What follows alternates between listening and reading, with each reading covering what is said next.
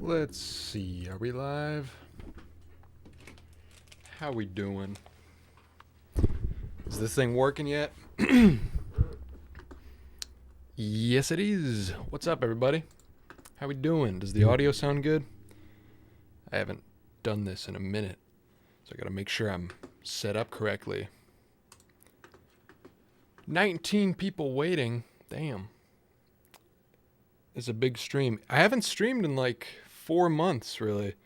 So, this might be the first time for a lot of you folks. We're just going to hang out for a couple hours. I don't do super long streams or anything, but, you know, hang out, ask some questions, update y'all on what's been going on, all that stuff.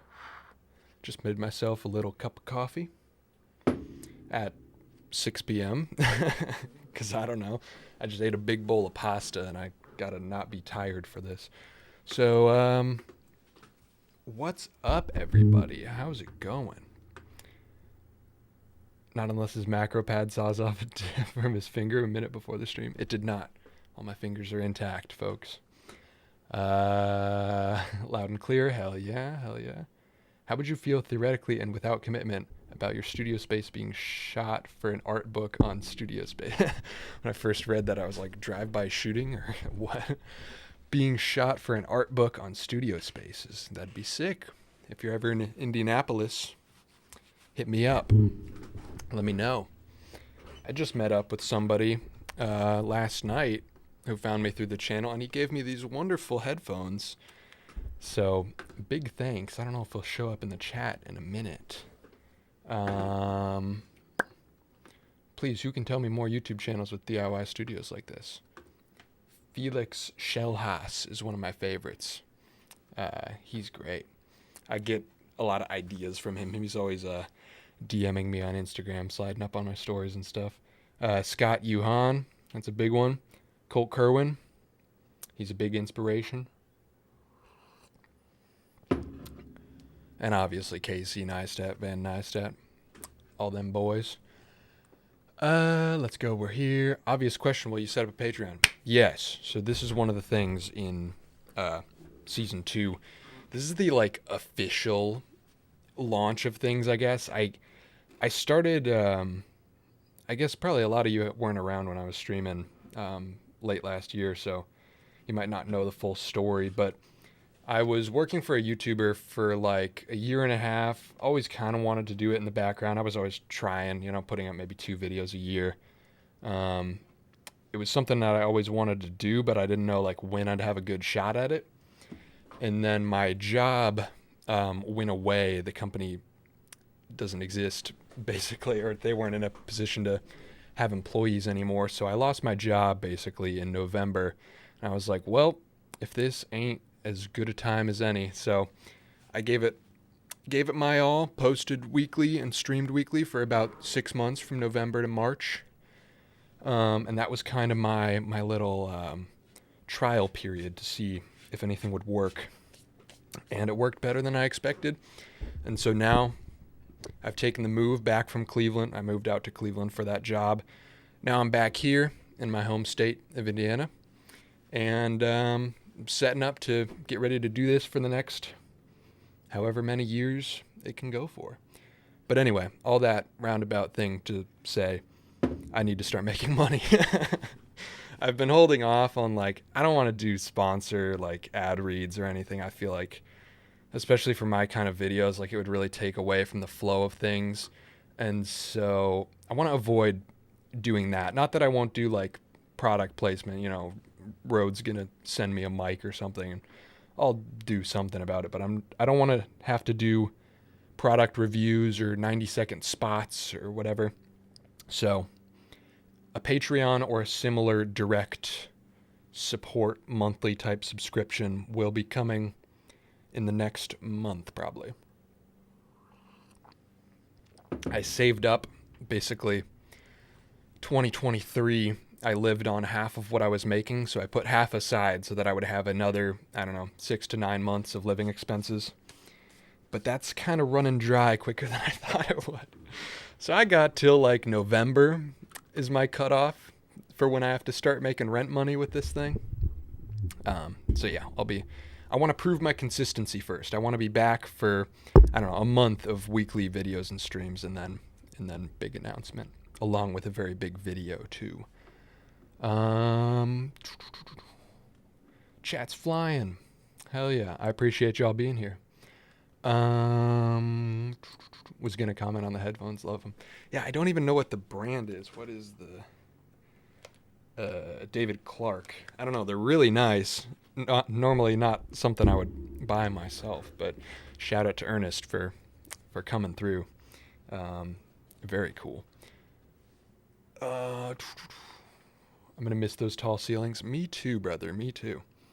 I mean, the ceilings are tall here for like it's 8-foot ceilings, but that's not nothing in comparison to the 13-footers. I was looking back at footage from that studio to make the video I put up on Tuesday, because there's the one B-roll shot where I showed the old studio, and I was like, man, I really should have utilized that better. I could have had a ladder in there, built the shelves up 12 feet high, but that would have made moving a terrible, terrible pain. But I don't know. The thing I'm psyched about with this space is I may not have the high ceilings, but I do have a lot more control of how natural light comes in. Because in that place, it was like Casey Neistat's studio always had the giant bay windows, but he shot away from the windows, so he always had natural light. But I couldn't do that because that back end was also my kitchen, because it was a really small studio apartment. So I'm psyched to have, 2 sets of windows that I can actually feasibly open and close to manage my own lighting. But yeah, rip to the ceilings. Hello, I discovered your channel yesterday and very much like your style of videos. Hell yeah. Thank you. I appreciate it. It seems like there's a lot of new people from this upload, which I'm really psyched about, because like the common consensus on YouTube is like, obviously like consistency is key, but people always say if you take a break and come back, you lose all your momentum, but it seems like I haven't lost any, which I'm very psyched about. Hey Evan, found your channel after you made the excavator lever handles for William Osmond. Love your channel. Hell yeah, that was a fun one. It's sad that during my break is when open source happened, because I would have loved to have been able to go and meet all those people, but yeah, finances just weren't there. I wasn't making videos anyway, so it wasn't really worthwhile, but I'll come back next year. Hopefully with a lot bigger channel too. And yeah, but I was getting sent pictures from like friends on the Discord and stuff that were there, and looked so sick. I wish I would have been able to go. Discord shout out, by the way, while we're still early in the stream, for those of you that are watching live, or those of you that see this later, come through to the Discord. It's linked in all the descriptions. I haven't talked about it in a video in a while, but I need to shout it out again. It's a pretty lively spot. Even like the last 3 months that I haven't been posting, there's still been stuff going on in there. People sharing their, film photography, wood projects, car projects, whatever, all kinds of stuff. So pop in, check that out if you've got a Discord. What hobbies do you have besides making/fixing stuff and making videos about it? I see you're a big fan of street photography from your Instagram. Any other hobbies beside those? I'm actually not really that into photography. I was never a photo guy. I was just a video guy. But yeah, I have been posting more on my Instagram, like photography stuff, because I finally picked up a film camera. This little guy, a Bolsey Model C22. It's a cute little camera, 35 millimeter, fixed lens. And I guess I finally understand why people enjoy photography now. So I've been doing that a little bit. What other hobbies do I? Oh, somebody's pinging me on Discord. Is this important? Oh, hell yeah. Yeah, other hobbies. I don't know. I guess I incorporate everything onto the channel, because I've been trying to like structure the channel in a way where it's like, it's obvious on the channel the things that do the best are like the camera mod videos, stuff like that, which I'm definitely very big into. And next week is a camera video, actually. Want to get back into doing that. But I'm trying not to like stick myself into one lane or anything. So I'm lost my train of thought. Not sticking to just camera stuff, but all sorts of hobbies and whatever. So yeah, I guess one thing that hasn't been on the channel as much is car stuff. Working on my car. I want to do more of that for sure. That's a big hobby I've got. And then like, I don't know, I'm not much of a gamer, not much of a movie watcher. I enjoy movies, but I don't know. I just like to make stuff. That's me. I'm a big board game guy though. There will be more content about board games, along with the injection molder series was kind of like adjacent to that, and there's a third part to the injection molder series for those of you that came for that. Where's your bed at? Still sleeping on the mat, or do you have a separate bedroom now? Nope, no separate bedroom. I sleep right here. I'm gonna build one of the videos in the next couple months is gonna be like I forget the word for it, but building one of those beds that comes down from the wall. I think I'm gonna put it like right here. I wonder if you can see that wall. You can't, but I sound treated it all the way to the edge. But eventually right there will be some kind of fold out bed.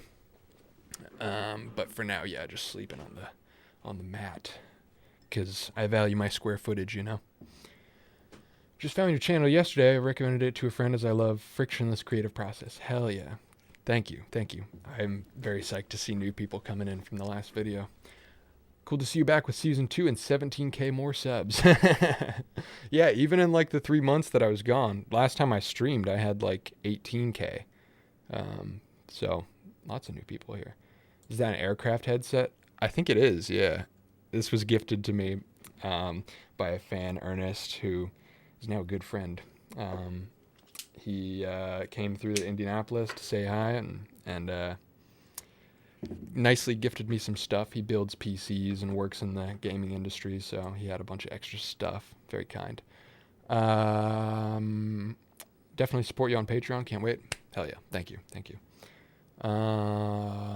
Yeah, that'll be out in the next, like, I've got a general idea of, I think the next 4 videos are set, and then the 5th one will be the one, it's going to be like a big old 15, 20 minute like documentary style video, and that will launch the Patreon. Or it probably won't be on Patreon. It'll be on my own website. Could you not do an ad for a product of yours, like something customized that you sell that we like? Definitely will do that too. Definitely. I prefer that over sponsors. Make your own products, man. Absolutely. It's the goal. Make money by making bets with your viewers again. That's a reference to a very old stream. I had like 300 subscribers at that time. I did a live stream where I speed ran building a table. It was this table, actually. I built this on a stream.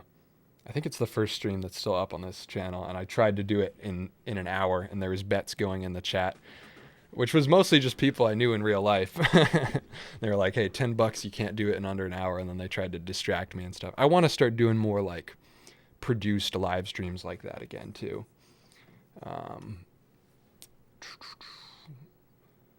Start selling that extra scrap wood. Yeah, all the patrons get 1 piece of scrap wood in the mail each month. That'd be kind of sick. Do you have a P.O. box? No, not yet, but that will be coming soon too. Because I think that could be a cool thing to incorporate on the stream as well.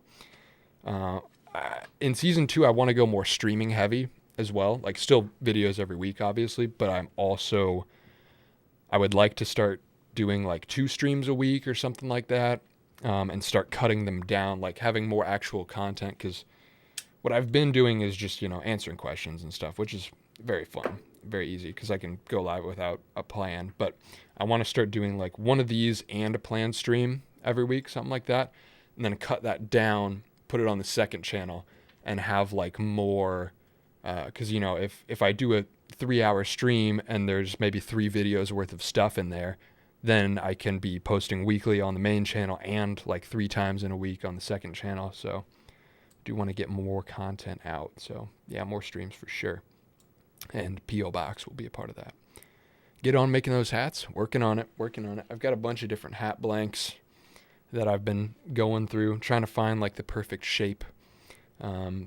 Hats are really finicky, man. Like, they don't really put up sizing information or anything for hats, but they really do fit different. And I feel like a lot of people that are like, yeah, I'm not a hat person, hats don't look good on me. It's just like, it's the variation in shape is so much. So I want to make like my perfect shape hat, and then I can have, selfishly, I can, make 100 of them so that I have as many as I want, and then also sell them.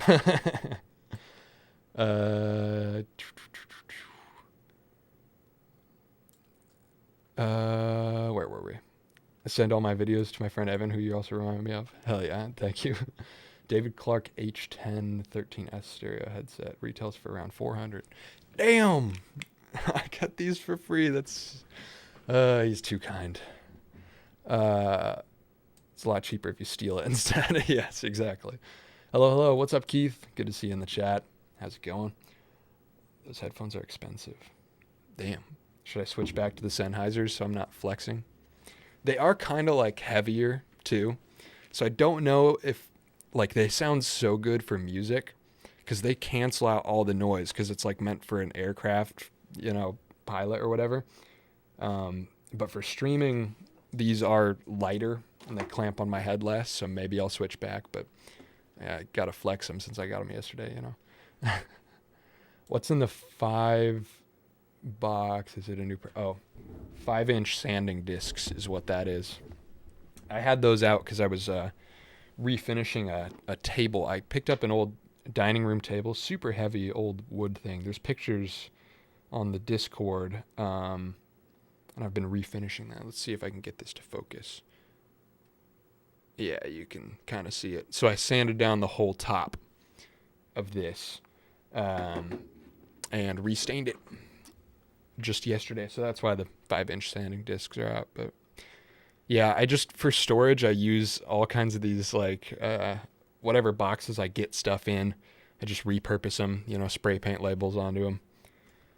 It's a lot cheaper than buying nice tubs or whatever, because that stuff adds up if you're paying $15 per plastic tub.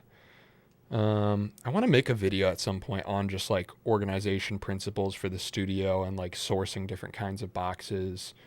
That's one thing I need to build. I think that's what the top of this shelf that I built, there's still nothing really on there. That's going to be music production stuff. But then up there, you can see 2 of these right there.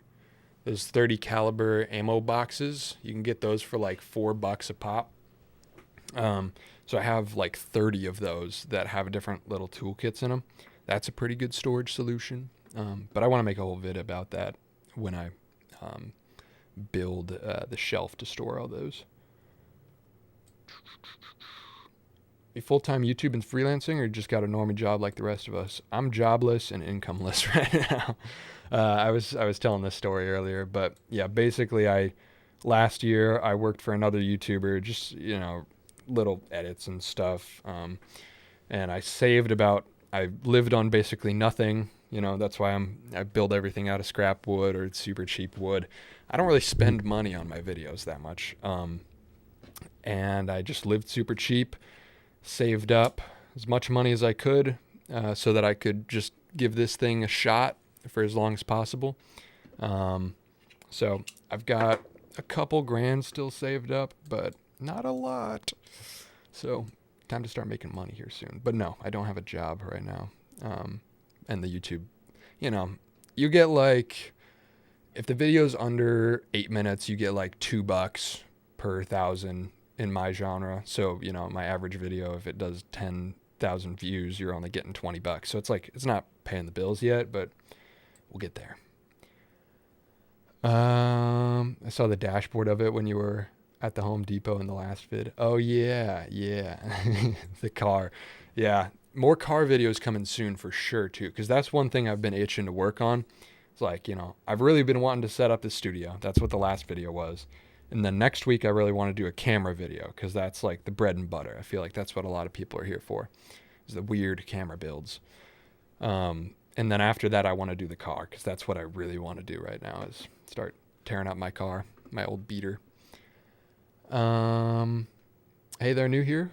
First saw your custom wall shelf video 5 months back, yet forgotten to subscribe. Glad your latest vid came back on my recommended page. Hell yeah.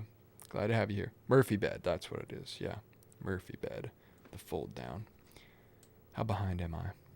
I'm a little bit behind, but not bad. What's up, Miscast in the chat? How's it going, Trent?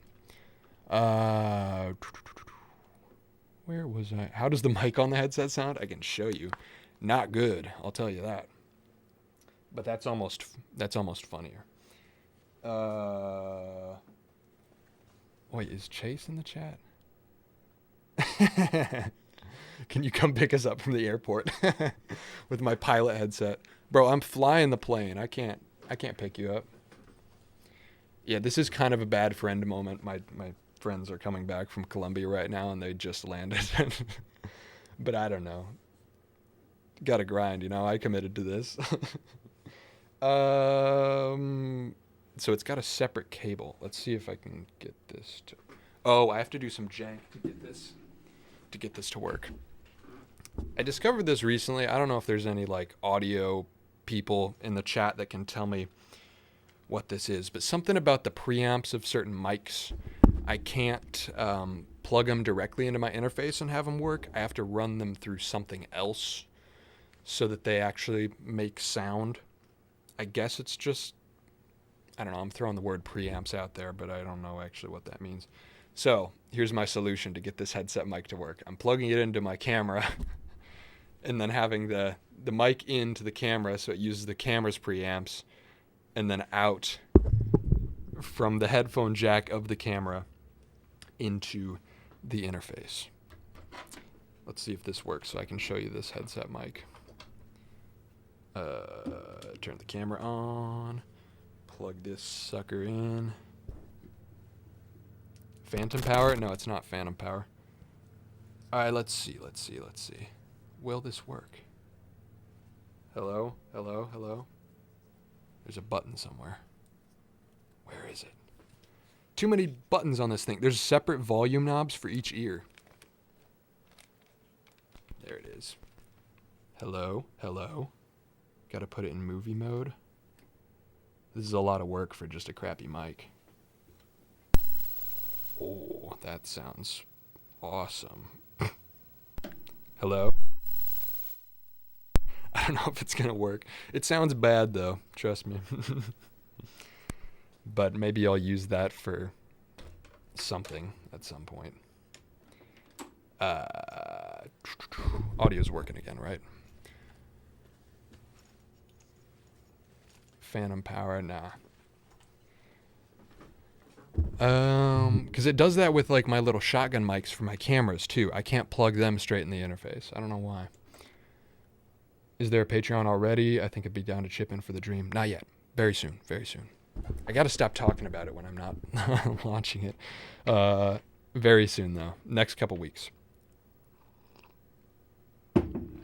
Sorry for sipping directly into the mic. That's probably annoying. 40 zone with the pilot mic would go hard. Ooh, that would go hard. Secret podcast, by the way, that y'all may never see because I don't know. It's just 4 guys and a mic type shit. Where was I? I'm especially a fan of how Evan uses CRT monitor to display comments on his live videos. Yeah, it's kind of jank, but ooh, you know what would be cool eventually? Because I have a couple of these. If I stack another one on top and the chat just keeps scrolling up, like set them up as 2 monitors, that would be kind of sick. The video that got me in was the portable injection molder, crazy sick. Yes, there's a sequel, or the 3rd episode. I took it to Adepticon, the wargaming convention, all about, lots of miniature makers there, with Miscast, who's in the chat, or was a second ago at least. And we made some stuff think the molds are on this desk, actually. Yeah. Some little cheapo epoxy molds. So we made this little guy and injection molded him on the spot with like $15 of epoxy. So that's like a whole road trip video. We go to Chicago and go to this convention, try to get the thing working out of the back of my car. We're running the engine because there's, bad fumes off of it. So we can't run it in there and we don't have a booth or anything. So we're just running this injection molder out the back of my car. It was super cold outside and we were going until like 2 a.m. And then I come back in at 2 a.m. and I'm like, yes, I did it. But, yeah, that video will be out soon. I think that's the one after next week. So next week is a DIY camera thing. Week after that is injection molder, and then probably the car, and then the Patreon announcement. What's good, my boy? What's good? R2. I slept in a hammock for a bit when I was in a small room so I could have a workbench. Definitely understand wanting all the square feet you can get. Hell yeah, that's sick. I don't know if I could do a hammock. I feel like that would hurt my back eventually. Classic Evan Monsmet illegal gambling ring speedrun. I don't remember what that was about. I'm like a couple minutes behind on the chat, but I'm sure something I said was about that. Something is different here. Indeed. It's a little different. I need to the space is pretty filled out, but I didn't realize from this angle, the whole corner with the door does look kind of empty. I think I'm going to put sound treatment foam like I have over here. I meant to set up a handheld camera for this stream. Don't think I have the stuff to do that right now. But yeah, I want to put some soundproof foam on that at least. Something above the door. Eventually, because I'm living in a house with other people now, I want to put neon or LED signs above the door on the outside that say on air or whatever. Because I think that'd be sick. So people can pop in. I'm home alone right now, but eventually, the other cool part of this studio is I actually have connections in Indianapolis. So there can be other people that come through, talking to people about different hobbies on stream, all that kind of stuff. That's the goal. It's really good to see you back at it again. Hell yeah. Thank you. Good to see you, No Name. No Name gave me a 3D printer, which was very kind. So I've got an Ender 3 that will be set up here at some point. Probably right there or right there so I can route it out the window. All that stuff got cut from the video, but there was a whole long segment of me talking about the layout of the room and how I want to position things by windows so I can run fumes out the windows, stuff like that. In a minute, we will do the tradition on this stream, which is doing a little director's commentary on the vid. So in a minute here, we'll pull up this week's video, watch it through, and I'll tell you all about what happened behind the scenes. Because usually the videos are a 1 week shoot and then an edit, but this one's the events are over the course of a week and a half, 2 weeks. So there's a lot of stuff that got cut for sure. I have a bed frame and bed that I have to take to the landfill, same price for both, or use 2 hours cutting down the bed frame for scrap wood. That's what I would do if it's good wood. If it's an IKEA, my one rule with scrap wood is never taking furniture that's particle board, compressed, whatever. Only if it's good wood. Or at least some crappy softwood, but it's got to be solid. But yeah, if it's good wood, man, use it. I've got some, I actually have parts of an old bed frame, or did I toss that? I don't remember. I had some planks of bamboo, I think, from some style of bed. I don't know if I ever used, I think I tossed them. Love your stuff, bro. Love from the Philippines. Hell yeah. Good to have you here. Shaner Navarro. Damn, you got a big channel, bro. Hell yeah. Good to see you here. I feel like I'm often seeing you as someone who popular YouTube folks subscribe to, which is a good sign. Indeed, indeed. Even if the rest of the world hasn't caught on yet, y'all are here. You guys can all say I was here when Evan had 20k subs in the future. Is there any chance of a Breakfast with Bev Volume 3? Been watching some of the old episodes and really like the informal vlog style. Yeah, for those of you that... Actually, I don't even know if I want to advertise that series because it's just not good. But, second channel. I have a second channel called Bevman, Bevman. I post all my music that I produce over there.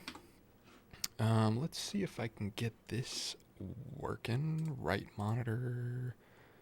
I haven't used OBS here in a while. Properties. Right monitor. There we go. Bevman, this is the channel. So I just posted yesterday the audio from the last video, not the one from this Tuesday. And then there's 3 more new songs coming from this video that I produced. But yeah, if you want the instrumentals, want to use them for whatever, desktop audio ain't on, but I post all of them. Basically just a recut of the video with no audio. But also on my second channel, I do a series every October where I post every day, just talking about whatever's on my mind, whether it's usually about projects, creativity, and, messing around with cameras and stuff.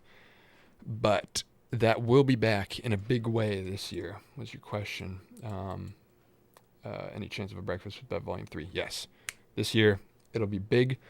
Those of you that are here have a little sneak peek, but I want a lot of community involvement this year, so there's going to be a main channel video tied to it this year. So probably the Tuesday before October starts, or maybe 2 Tuesdays before it starts, I'm going to officially invite everybody to hey, come along do this 31 days, make a video every day, whether you want to do a short film, a photography dump, show off little projects you've made or whatever. The original goal with it was just talking to a camera every day to try to get better at presenting to a camera, which worked pretty well. And then last year, I never officially announced it or anything, but a couple friends did it as well, and a couple people who had found my second channel did it. And so we had 10 people posting every day, and we were all just kind of holding each other accountable. And so I want to do that again in a big way this October. So that'll be something you'll hear more about when it's happening. I have an old German lantern box I got for free that has lasted 15 years and several moves without falling apart. Sometimes military surplus crates are fire. Yes, definitely. I've got 2 or 3 50 caliber metal ammo boxes that my brother gave me this year for Christmas. That was a very nice gift. And I want some more of that because military surplus stuff can get pretty cheap too. Where's Bella?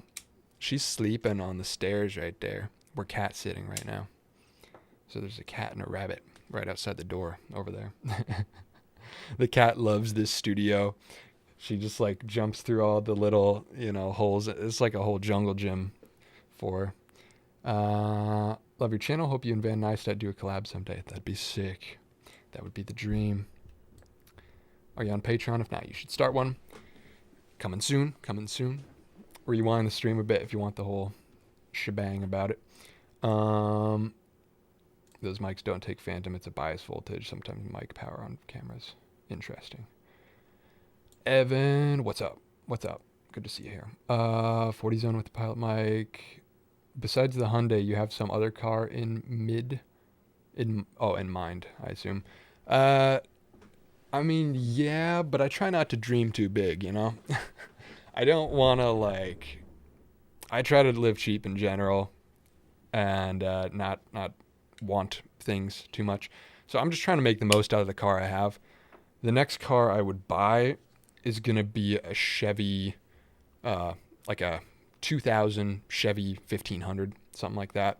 And what I want to do is buy a really rusty, beat up one where the body is completely trash, but the drivetrain's good, and chop up the Hyundai and do that as a cab swap onto the truck.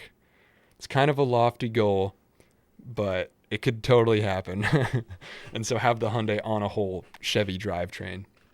That's the dream. Am I getting some weird light? Where's that coming from? My windows. I gotta fix that at some point. Whatever. It'll be gone soon. The sun is setting. Actually, no, I have an idea. I'm just gonna put some tape over it. Oh, tape. We're still figuring things out here, you know? First stream in the new spot. I haven't really shot from this camera angle before. So, finding out new things. Or did it go away? No, there it is. There it is. Let's do a jank fix for the lighting. Will this work? I don't know, but gotta be better than nothing. How's that? Yeah, definitely. Wait, it didn't fix it at all. I don't know where those are coming from. Whatever. I'll ignore it. The sun's setting. It'll be gone soon.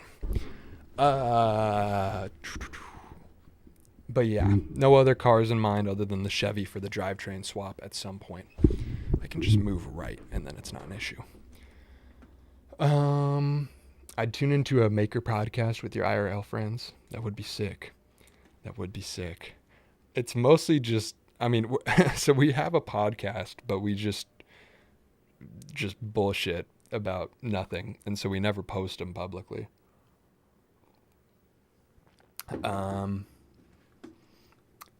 But yeah, if we could like have solid topics, like starting a pod, I feel like my channel would be, I wouldn't post it on my main channel, but I feel like the audience would like some more long form stuff. But that's kind of what the live streams serve for anyway. 4 guys and a mic, you gotta start somewhere. True. There's an amazing Eminem embroidered jacket similar to the hat. I have seen that.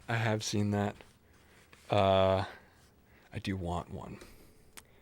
Which car do you drive, or what's left of it anyways? It's a 2007 Hyundai Tucson, so like an old compact SUV kind of thing, all torn out on the insides. If you haven't seen any of the videos on it, check it out. It's kind of ridiculous, but I have a lot of fun driving it. It's been kind of shit in the bed recently, though. Transmission's gonna go one of these days. I hope it's got another year or so left in it to give it enough time that I can do a drivetrain swap. And the AC is not working, which is kind of rough, so I just drive everywhere with the windows down now, which I don't mind that much. I mean, that's how people used to do it. How's your finger, by the way? Actually, like, totally healing up fine.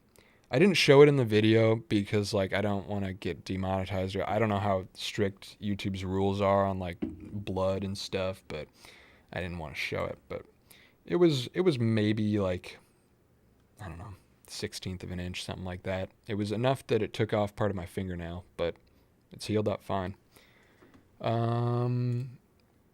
Hey, Evan, could you please start your streams earlier in Europe? It's already past midnight. Yeah, I have heard these complaints before. I don't know. It's tough because it's like if I start at 6 p.m. Eastern time where I am.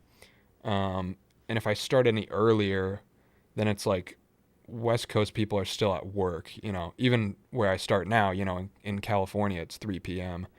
So I don't know. It's a balance. But I think as I try to stream more, like once I start doing 2 streams a week or whatever, I might just start going live more at random times instead of being scheduled. So I think, just more streams in general and longer streams. Because right now I just do like 6 to 8 p.m. or whatever. But yes, I would like to do some more Europe-friendly stuff. Eventually the goal would be to partially produce the main channel videos on live. So like when I do if I'm fixing up a camera and that's like a scene that's going to be 30 seconds in the final video, but it's like 6 hours of work, then I could just stream all that and chat the whole way because the audio doesn't matter anyway for the final video. So eventually I'd like to like be streaming all day on some days, you know. Morning streams are a vibe too. Like most streamers do evenings because I guess the whole live streaming industry is still very gaming focused or whatever. So it's all like nighttime streams usually, but there are a couple people that stream in the mornings on Twitch, and I think that's sick. Like it's always kind of a cool vibe.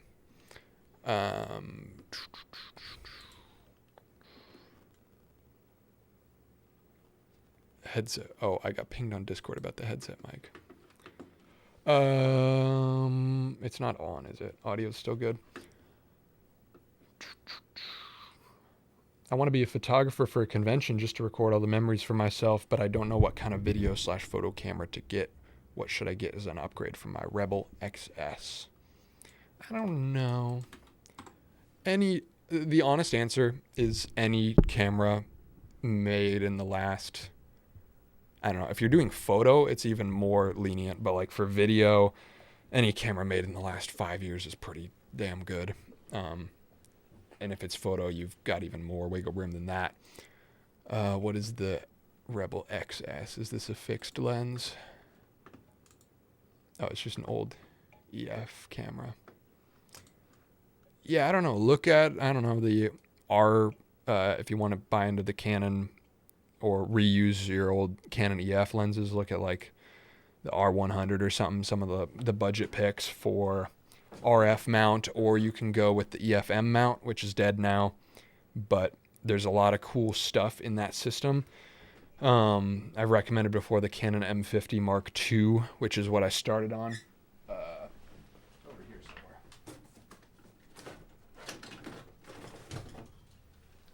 This sucker. The M50 or the M50 Mark II, tiny little camera, but I've got an adapter so I can use EF glass on it, so the stuff that you already have would be compatible. And you can pick those up for like $300-400 now. Super solid camera. So I don't know. If you're budget minded, I'd look at that, or the Sony a6000 series, like an a6400, something like that. You should start a Patreon right now during the stream. It takes no time, and I bet a bunch of us would join. I mean, I do have it set up. I just have to like give out the password to it. Should I just soft launch it right now? What do we think, chat? I can give you the password. It's evanmonsman.com. It's not like fully set up yet, but it does work if you want to put payments in. And I'm also like, I'm not promising anything. Like, I feel like if I start to water stuff down with like promising extra videos for the patrons, then like I don't want to sacrifice the main channel for that, but I also feel weird about not offering anything. But yeah, I think for now it would just be like a direct support thing, not necessarily any specific rewards. But yeah, I don't know. Maybe I'll soft launch it right now if you guys want that. I appreciate it. I appreciate the willingness to support from everybody. Your hobby's about to be fixing a 3D printer for 3 straight weeks. Yeah, with the Ender. Yeah, for sure. But I mean, the last time I used 3D printers was like 2014 when I was in high school on track to being an engineering major. And back then, like, the printers were so finicky. So I think I can figure it out. I mean, even like having a heated bed now is like a pretty cool thing to me. Like back at that point, like they did not come with heated beds. You would have to like add that as an option or a mod.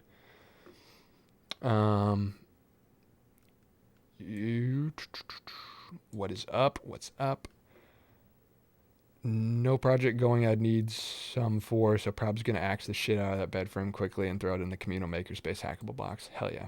Yeah, don't let good wood go to waste, you know? It's also easier to trash if you cut it up. Awesome to see this channel doing well. Hated how Quack ended for you. Yeah, I mean, it happens. I'm not sad about where I'm at now at all. I mean, this was the plan all along anyway. It just kind of got thrown into my lap a little sooner than I thought it would. Can you post a link? What do the people say? Is this the Patreon launch? Do it. I'll pay you if you soft. Okay. Screw it. We're soft launching it. Hold on. Let me double check the back end. See if this thing works. Give me 1 second. Pardon me. Pardon me. I love y'all for this. This is sick. I was not going to launch it until later, but soft launching on a stream, on the first stream back, is kind of sick. Tiers. Let's just edit this real quick. It's all just like stand-in stuff. Hold on. Bear with me. I'll be back to it in a sec. I'm just making sure I didn't put any stand-in perks that don't actually exist. Yeah, we'll delete that for now. I want to do eventually, like members-only live streams, kind of like this, so that once the channel gets bigger, you still have like direct access.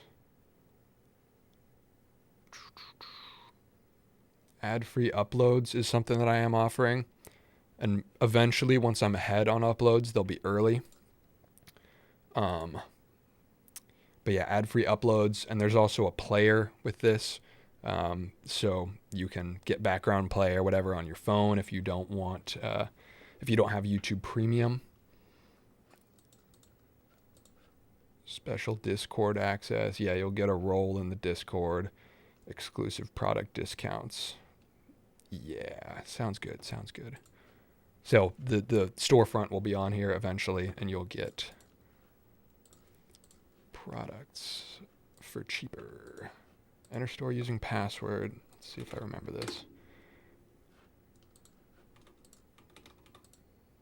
Incorrect password. Hold on. Bear with me. For those of you just joining, I'm being encouraged to soft launch my Discord or my Patreon right now. So I just have to remember what the password is for the store. There it is.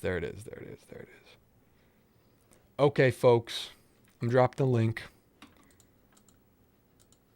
I appreciate y'all greatly. evanmonsman.com, and the password is TEST, T-E-S-T, all lowercase. Password is TEST. Let me see if I can remove the password. And this is all stand-in. It'll look cooler later. Did I leave anything on the members feed? Oh, I did. Little Easter egg for y'all if you join. So yeah, you can go through and you can sign up to.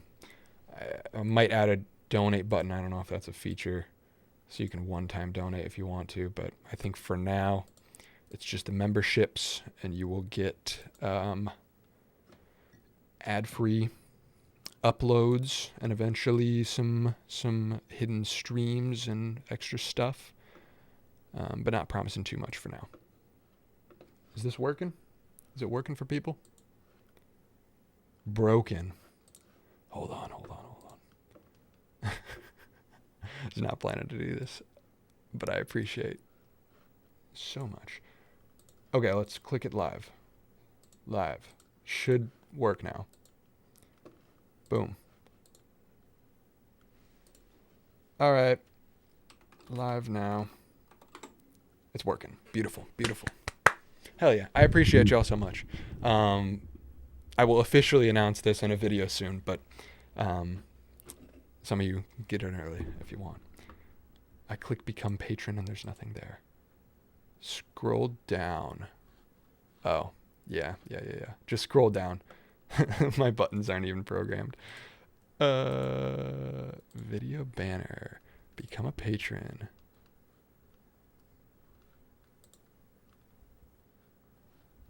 Link to URL. I'm just doing live web dev right now. I'll get back to answering your questions in a second. Members feed. Become a patron.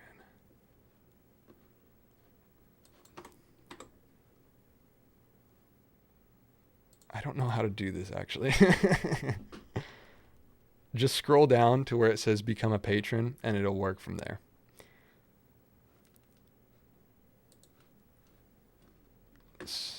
evanmonsman.com/supporters, is that it? I guess that'll work for now.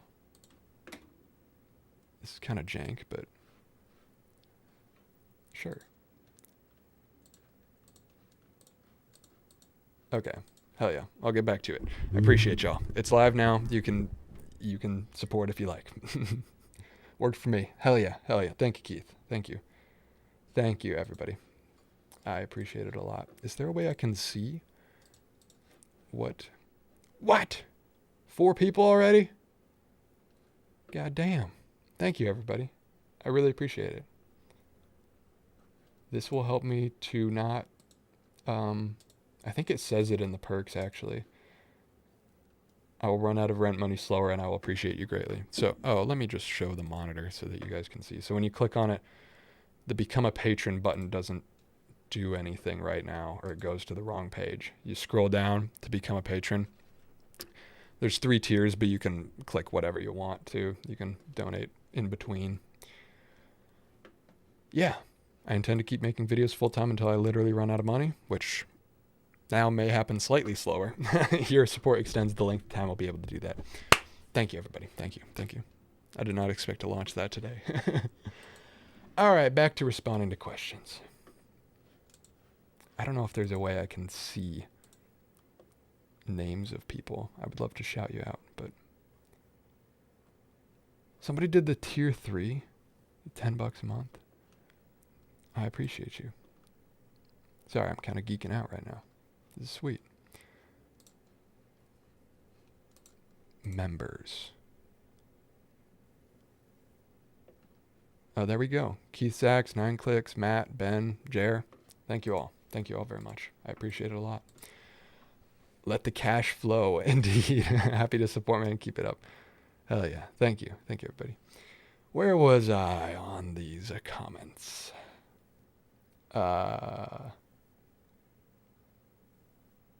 Hidden Monsma content, quickly subscribe. There's no hidden content. I'm not gonna. No promises right now. There's nothing bonus. It's just direct support. A week ago, the algo was feeding me power tool finger accident vlogs, so I audibly gasped when your video hinted at the accident. Oh yeah, we'll go through the video later, and I'll tell you all the behind the scenes stuff. But that moment when I'm showing the palette wood with all the red paint on it, and I'm like foreshadowing, that was, I don't know if I have a picture of that art project, but it was a crazy looking thing where my buddy made a project for art school, and he used one of my palettes.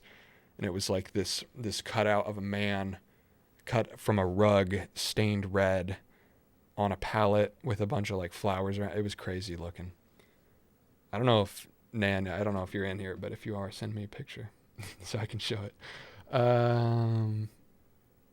Where I am in Germany, school starts next week, so it'll be hard to catch the streams. What time is it in Germany? How far back or ahead are you? Or you're like ahead 6 hours, right? Something like that. I will try to stream more hours in general so that more people from more time zones can catch it. Your moment with the circular saw made me cringe just with my OSHA training. Hope to see you around any. Hell yeah. Hell yeah. Yeah, it made me cringe too, honestly. When I was going through and editing, I was like, what was I thinking? It looks even worse on camera than it was too, because from that angle it looks like I'm cutting right on the rug. It's actually lifted like a couple inches off, but it looks like I'm just freehanding it right above the rug, which would have been even more disastrous. I made some nightstands by screwing 4 legs into a wooden crate. I can put my lamp and alarm clock on top and some bottles of liquor on the bottom shelf for easy access. Hell yeah. Hell yeah. I used to have I'm glad you're making stuff out of scrap wood. That's sick. My nightstand when I lived in that basement used to be 2 cinder blocks and a piece of wood, piece of plywood, 2 cinder blocks. That was my nightstand. Not even screwed together. A week ago, oh yeah, I just read that one. You can run a 3D printer without a lot of airflow as long as you're not printing very specific / toxic filaments like ABS. Okay, good to know. Yeah, I've heard some people say like when I keep talking about the fumes, people are telling me it's not that bad, but I just want to be safe, you know. With an Ender 3, you do really spend as much time fixing and tinkering with it as you do actually printing. I know from experience. Yeah, that's fun though. And I'm not looking to get like final part quality out of 3D printing.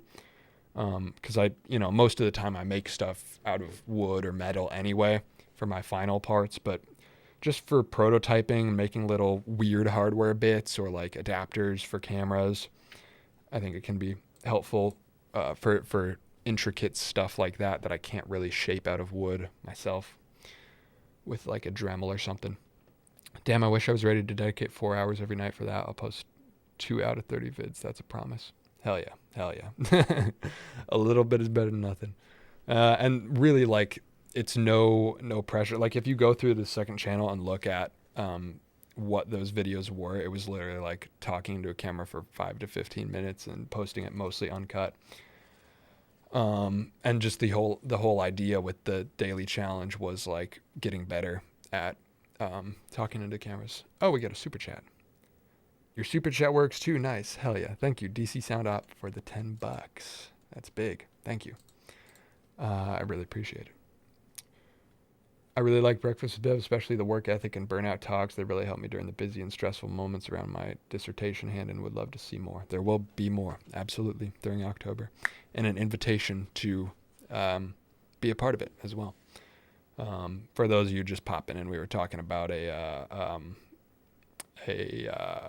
daily series that I did in October, and we'll be doing again. Just inviting everybody to talk into a camera every day and get better at it. That printer has all the upgrades I did to it over several years. It's set up a lot better than stock. Yeah, he did set me up big time. Although I am going to have to like get used to, temps and print speeds and infills again. Got to learn all that stuff. Where'd you get the ginormous rug from? Just rugs.com, Rugs USA, all those, those weird sites where it's like, oh yeah, this is a $600 rug, but it's the President's Day sale for 4 weeks before and after President. Like they're always on sale for 50% off. So it was like $200. It's which is a lot for me to spend, but it's really worth it. Because if I put this in after building all this stuff, there would just be no way for me to get it in. So I was like, I have to just eat the cost and buy this now, because otherwise there's going to be no way of, because it runs from this wall to that wall like all the way. It's I think 10 by 14 or something, and $200 ain't bad for that, I guess. But yeah, to get it, because I did put it in after building these, and so to do that I brought my my car jack, like full size floor jack, which is still right outside that right outside that door, and I jacked up the shelves so that I could put it underneath without having to do it while somebody was lifting it. I was just about to say the light pattern was nice for the mood. Maybe it is. It's just kind of distracting. I don't know. I also sent a fireproof enclosure to trap the heat. He could probably put a ventilation vent or something on the back of it. Yeah, that's probably the plan. If you put your eyes in the sunlight, you can see where it comes from. Oh, yeah, that makes sense. Watched your recent room upgrade video. Amazing as always. End result is so effing cool. Thank you. Just trying to inspire people to, scrap stuff together or whatever. Because all this happened in, 2 weeks ago. I guess it's a little more now. But when I was putting the video together on Monday, I was like, damn, it was only 2 weeks ago that the power was out. Like, all this came together pretty quick. Can you show the damage on stream? Yeah, it's literally nothing now. Oh, minimum focus distance isn't there, but I mean, you can tell it's not even bad anymore. The funny thing is, I actually screwed my hands up. These are healed up too. They used to be way worse, but I screwed my hand up more from the day after when I burned that piano. I hurt myself more than I did with the circular saw. It was stupid. Just jumping off of a dock into the lake. I, for some reason, decided to hold on to the dock and like screwed up my finger, or like my whole hand, really.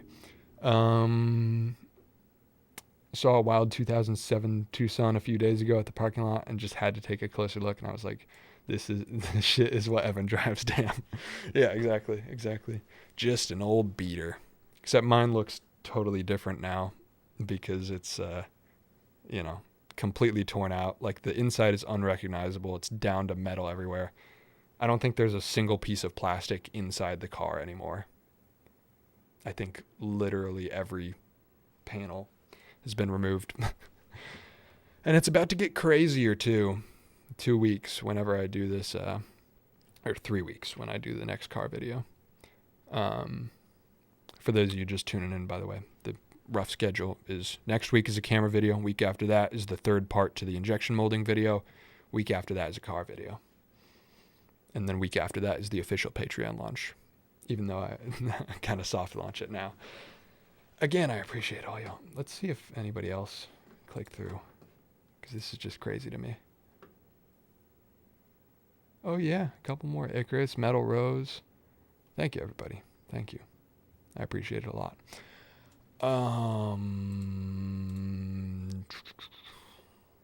Where were we?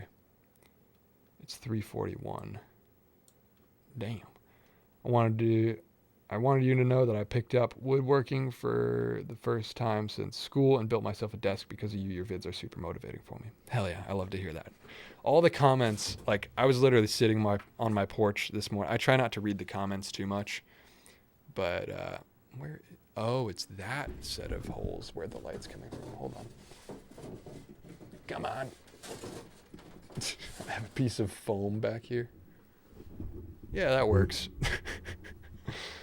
Let me show you what this looks like right now.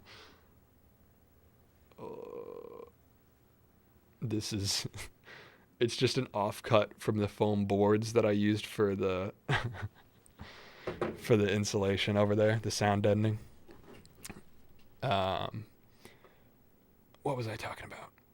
Oh, I wanted you to know that I picked up woodworking for the first time since school and built myself a desk because of you. Yeah, I was reading the comments on my porch today. I try not to read the comments all the time, but I do like responding to them, or at least reading them all. And I was just sitting there smiling at all the people that were like, dude, I built my first shelf because of you or whatever. I'm like, that is so damn cool. Because it's not even that long ago that like I was building my first shelf, like my whole message that I'm trying to spread is that it's not that hard. Like, I hope I didn't scare too many people off with the circular saw cut, but I wanted to leave that in because I was like, I don't want to cut around that and make it seem like all this is wonderful and there's no danger to anything. So I wanted to be honest and put that in there, but for the most part, like, I don't know, driving screws through 2x4s, you're not going to hurt yourself. And if you're starting out too, if you go to the hardware store and buy wood there, you can use their miter saws. So like you don't even need to buy a saw, and miter saws are pretty damn safe compared to table saws or handheld circular saws. So yeah, it's really very accessible, and like literally for what you would pay for an IKEA bed stand. I don't even know how much those cost, but I'm sure you could make a 10 times more sturdy one out of 2x4s yourself. It may not be as pretty, but you can do it yourself and make it exactly how you want it. What camera do you use? FX30 mostly, which admittedly is a bougier camera than I need. It's still, I mean, in the camera world, in the grand scheme of things, it's budget, people would say. That's always funny to me, like watching camera reviews and people are like, oh yeah, this budget camera is killing the game, and it's like $2,200, and I'm like, oh my, that's budget now? This one was like $1,400. I probably don't need that nice of a camera, but it is really nice. Like, that's as much camera as I'll ever need. I'll never buy a FX3 that's $3,500 or whatever. That's all I need. And honestly, I could be still filming on this to this day. The only reason I replaced this M50 Mark II that was $300, $400, only reason I replaced it was because I wanted better autofocus for streaming. And when you plug this one in to HDMI, it isn't as nice on the autofocus. And so I went to Sony for that. But like, honest to God, I could make all my videos on that. And I probably will make a video on that at some point. Funny enough, I just purchased a used 2006 Tucson. Hell yeah. Same exact body style as mine. That's sick. Send a pic in the Discord if you join. Discord's in the description, by the way. Oh yeah, let me know if that works, by the way. Those of you that have joined the Patreon, or not, I gotta stop saying Patreon because it's not on Patreon, but those of you that have become a member on my site, let me know if you get the Discord role. I'm gonna check Keith's real quick because I know he's in there if I can find him. And my role. There's a lot of roles. Yep, he's got the tier 3 patron role. So I can add, it doesn't do anything right now, but at least it works. Sick. Okay, so I can add like private voice call channels or whatever. Let me know if there's any ideas that y'all have for that. I don't quite have money yet, but I join the Patreon once I have cash. Hell yeah, thank you. And, don't stress it because it's not like extra. It's just like literally if you want to support and help keep going. I appreciate it big time because, being a like small YouTuber, the ads don't pay a ton. Not that I'm trying to guilt anybody. Like, this is my choice. I've got rent money for the next 3 months. That's where I'm at. So I'm good. I just don't have a video budget. And after November, who knows where I'll be. But yeah, like total transparency, like videos under 8 minutes in my genre, you get paid like $2, $2.50 per 1,000 views. So a 10,000 view video gets you $20. If it's over 8 minutes, YouTube can run more mid-rolls on it, which I don't want to put a ton of mid-rolls in, but it does start to pay more. So like for a 15-minute video like the last one, it could be closer to $4 or $5 per 1,000 views. So if that one gets 10,000 views, it'll maybe pay me $50. But that's best case scenario. Like, that's best case scenario without the video blowing up. So if I do that 4 times a month, that's $200, and that's like groceries maybe. So that's why I'm working on the membership site.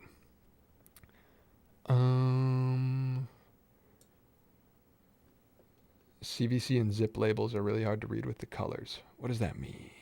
Oh, the colors on the site. I will check that out. Thank you for letting me know. I'll run through the whole process off stream and make sure everything works. Yeah, I'll do this later. Thank you for letting me know, though. I'll check the site and make sure it all works. YouTube didn't give me a notification about your latest video. Just went and watched it first. Glad you're feeling more grounded in your space. Keep your fingers attached, please. Hell yeah, I will. Yeah, that was like I cut a different clip over the audio, but the audio when that happened was my real first reaction. I just went, damn. Well, that was a good warning shot. Like, that was actually the first thing I said. Like, I am grateful it wasn't worse because it very easily could have been worse. And with that warning shot, I will be safer now. Again, thank you for the super chat, DC Sound Up. I just got there a little behind. We're all going to the World's Fair. Oh yeah, that post is up. That was my test post from like months ago when I was setting this up. It's my favorite World's Fair, that 1939 World's Fair in New York or whatever it was. Or was it 41? I don't remember.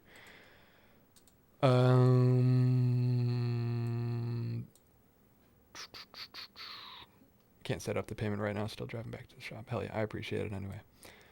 I appreciate it big time. Just subbed to the Patreon. Thank you. Just watched your video where you said, see you on Thursday for a live stream. I thought I'd missed it. Nope. Usual time will be 6 p.m. Eastern. But as I was talking about before, I'm trying to go live more in general for longer, different times so European people can join. I see y'all in the Discord. Super chat doesn't quite display right on the CRT. Oh, I see. I see what you mean. Yeah, CRT's kind of jank, but you know, you'll have the chat on your screen as well anyway, so whatever. I did do one stream without the CRT, and the whole chat was like, "Bring it back, bring it back." So I've got it. Jeremy, good to see you here. Oh snap, yeah, buddy, having a bev with Ev. Hell yeah, I do have a bev with Ev, old style. Hell yeah. American Rug sounds sus. Is that what I said? Rugs USA, rugs.com. I think rugs.com is where I got it. I'm so confused about what I'm behind. He's really just behind on chat. Oh wow, I am quite behind. Let's speed run this shit. If I can find my place. I like to read all of them. I don't know why. I'm holding on to this for as long as I can. Eventually, like, now that I'm averaging like 50 viewers, I can't at some point, but I like reading. Anybody else in chat now? What chat am I missing here? Okay, yeah, I should just catch up. Okay, back to current chat. I need a CRT as a second monitor. That's sick. It is sick. It is sick. You can buy these little boxes, these little HDMI boxes, for like $15, $10, something like that. And they convert into analog. Works really well. I'm always impressed by your work on the Volca synth. You've inspired me to try to make my own soundtracks too. Do you have a music background? No, not at all. I mean, I played the trombone in middle school, but nothing. I guess I played piano for a couple of years. But no, I haven't like seriously done music in the last like 5 years. But it's pretty easy for the videos because it's all just ambient junk. Like if you go to my second channel and look at the instrumentals, like you can hear me make mistakes and stuff, and I'm just like, who cares? It's so low and ambient, like it doesn't matter. But yeah, it's all just about layering random junk that's somewhat melodic. I did get more synths too. I'll show them all later. Actually, one of them's plugged in. I can make noise. I got for those of you that are into music production stuff, I got a Korg NTS-1, which is a tiny little like $100 tiny thing. See if I can show it. It's kind of tied up in the cables. This guy. Tiny little keyboard, but I use it as like an effects pedal. Let's see if I can get it to wake up. And hopefully it doesn't make too much of noise. Whoa. Hopefully that wasn't... It's loud in my ears. I don't know if it's loud in... What kind of weird settings am I on? But yeah, it has a tiny keyboard that's not really useful, but it has crazy reverb effects on it. So if I turn on the Volca that I usually use... How loud is that compared to my voice? I'm not killing y'all's ears. Peep the Tucson in the Discord. The Tucson has an Instagram too. I haven't like showed it much, but 07 Tucson on Instagram has the whole story from the day I bought it up until now. It's a pretty sensible volume on stream. Sick. So reverb effects. This is no reverb. That's just straight from the Volca. And then this thing has crazy reverb effects. So this is the one that I really like.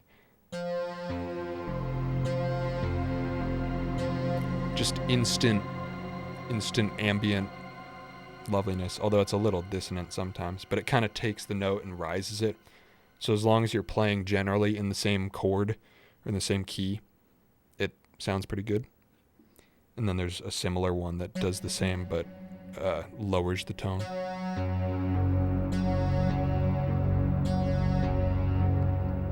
That was most of the last video was on that. So like, I think I saved the, let's see if I can find them. So this is it playing a pre-recorded thing.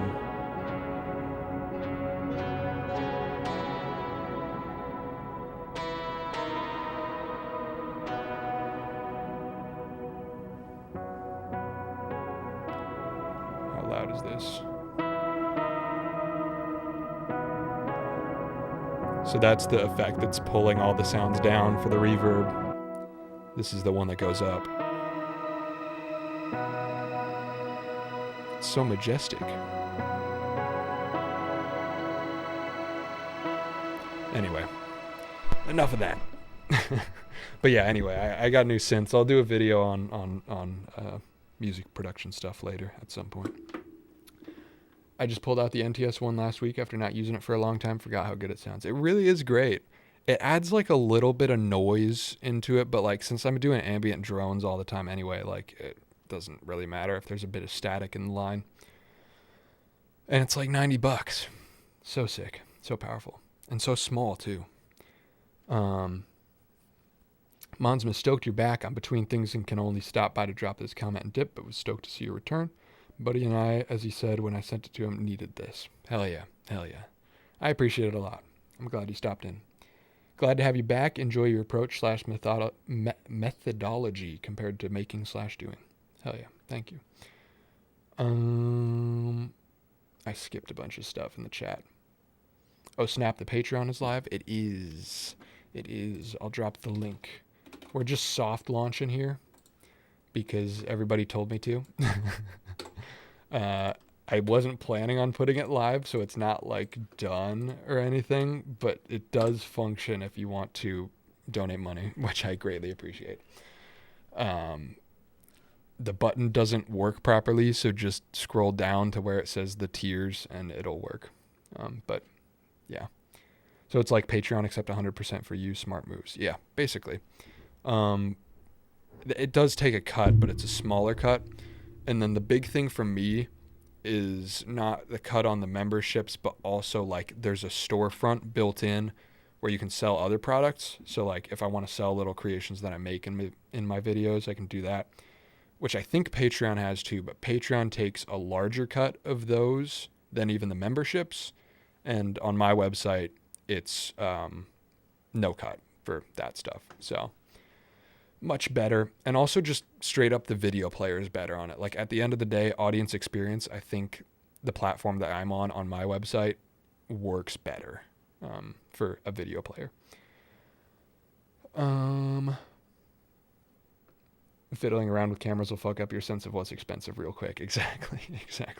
I was just telling my roommate about that the other day. I was like, man, I went to the store and I had to buy the 4x8 sheets of plywood to use for this topper up here. So I bought one 4x8 sheet. It was like $30. And I was like, $30, man. That's so much. Because I'm used to scrap wood. So like $30 feels like a lot to buy a 4x8. But then when I'm looking at camera stuff on eBay, I'm like, oh yeah, $30 for a new battery, whatever.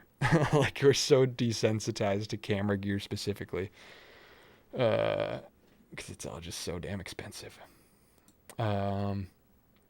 You should get a roll of cinefoil. It's a thick matte black aluminum foil you can use to block out / and shape light and shadows. I feel like you'll enjoy using cinefoil. I will look that up.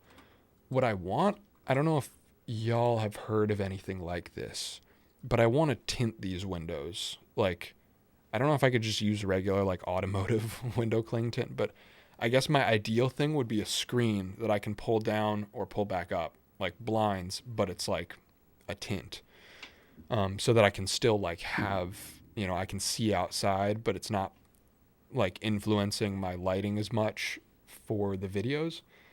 Cause it is like color grading the last video, I was realizing like how much the clouds are like, cause I was mostly lighting this video off of natural light, and like the difference between shot to shot, like if I expose my shot correctly while there's clouds and then the clouds go away, then my whole shot's ruined. Or I have to, tweak it, and I try to minimize the amount of color grading that I have to do in post. So yeah, like a window tint blind is something that I'm looking for, but I might have to just make it myself. Maybe some sheer fabric. What is sheer fabric? I want to still be able to see out it, not just diffuse it. Oh, yeah, like a thin black fabric that, like a mesh, that could work. New workshop looking sick. I love the video. How's your finger? Totally fine now. This happened just over a week ago now, and it's pretty much back. I thought it was gonna like scar and I wouldn't have a fingerprint anymore, but I'm fine. If you could have an unlimited resource, can be anything, what would it be? Money? I don't know. I don't know. Gas. Probably gas. Just be able to drive everywhere, you know? That'd be sick. Eggs. Eggs are sick. These are stupid answers. I don't know. Storage. SD card storage. That'd be sick. Want to be my basement goblin. I've graduated past being a basement goblin at this point. I've lived in enough basements. But it's kind of funny because I lived in that basement for a year. It's one of the older videos on my channel. If you haven't seen it, it's kind of bad, but whatever. I lived in that basement, made it nicer. And then in this house, I also cleaned the basement because my roommate is very afraid of spiders. And so I had to do it all because we want to turn that into like a second studio space. And then one of my other friends in town is like, hey, you're like really experienced at cleaning basements now. Can you clean mine? So we're doing a little trade because he's big into cycling. And so he's going to build me a bicycle, which I'll probably trick out and mod with my own stuff. He's going to build me a bicycle in exchange for deep cleaning his basement in the house he just got. Do you use filters on lenses? How much? I see a lot of unique lenses, but filters. Yeah, I did buy a Tiffin. Which one did I buy? It was like the bronze mist or whatever. And I used it for like 2 videos, and then I was like, I don't know, I'm kind of over it. I like the look, but at the end of the day, it's like the colors and lighting that I care about more. And I also just like, it was like a $70 filter or something, and I don't want to have to buy that for all of my lenses. Even though I guess at this point, I basically just use 2 lenses for everything. But yeah, I don't know. If I want a dreamy effect, I'll just switch to a C-mount, like vintage lens. So I don't really use filters that much anymore. You can get sheets of ND filters big enough for windows. That'd be sick. Thin black curtains. Yeah, that could work. What species of eggs? I don't know. I've never tried any exotic eggs. I'll stick with the classic chicken egg. When will you do more car content? Very soon. Very soon. The plan is next week is a camera video. Week after that is the 3rd part of the injection molder video. And week after that is probably car video. And then 4th week is the giant documentary thing, hopefully, that'll launch the Patreon. Officially, at least. I was just in a print shop today, and they had a thing where, like what you're saying over the windows, I didn't see a brand. Interesting. Yeah, I know it exists. Like, I feel like I've seen it. But I need to find it. And I don't want to pay too much for it. Rolls of neutral density film. I'm looking this up, actually. Oh, they're not expensive at all. Yeah, I'll totally build it. I'm seeing rolls for $15. What is this? 40-inch by 100-foot? That can't be right. Oh, 20-inch by 10-foot for $10 on eBay. Hell yeah. Yeah, I'll definitely build something like that. I'm going to start doing more small projects on, like, maybe on stream and then cut them into videos for the second channel too. Because there's a bunch of little projects like that I think are, like, valuable and fun to put out, but that aren't enough for a full main channel. If all wood on Earth magically disappears for whatever reason, what would you use instead of scrap wood? Ignore ecological effects of removing all trees. Well, I'd get into like concrete or terracotta. My choice of egg is duck. Hell yeah. I'm gonna pull up the vid, and we're gonna do a little commentary on it. A little director's commentary behind the scenes of the latest upload. Let's see, is this the right video? It is. What did I just do? I'll have y'all let me know what the audio is looking like, because I can't hear exactly what y'all are hearing. HDMI 2. There we go. Okay. Wait, I need my chat. I can't lose my chat. over here so I can see that. OBS. Oh, cool. Numbers. Boom. If you did get into terracotta, would that mean you'd raid the tomb of the terracotta warriors? Yeah, just harvest all the scrap terracotta. Markovich, what's up? Hey, I'm happy to see that you're back. How's everything going? Very good, very good. We're about to hop into the director's commentary of this vid. Let's see. Unmute desktop audio. Let me know what my audio levels are like. I can see the levels. I can see that it's a little quieter. I've just arrived at the new place. No, That's the new studio room. That's probably too loud.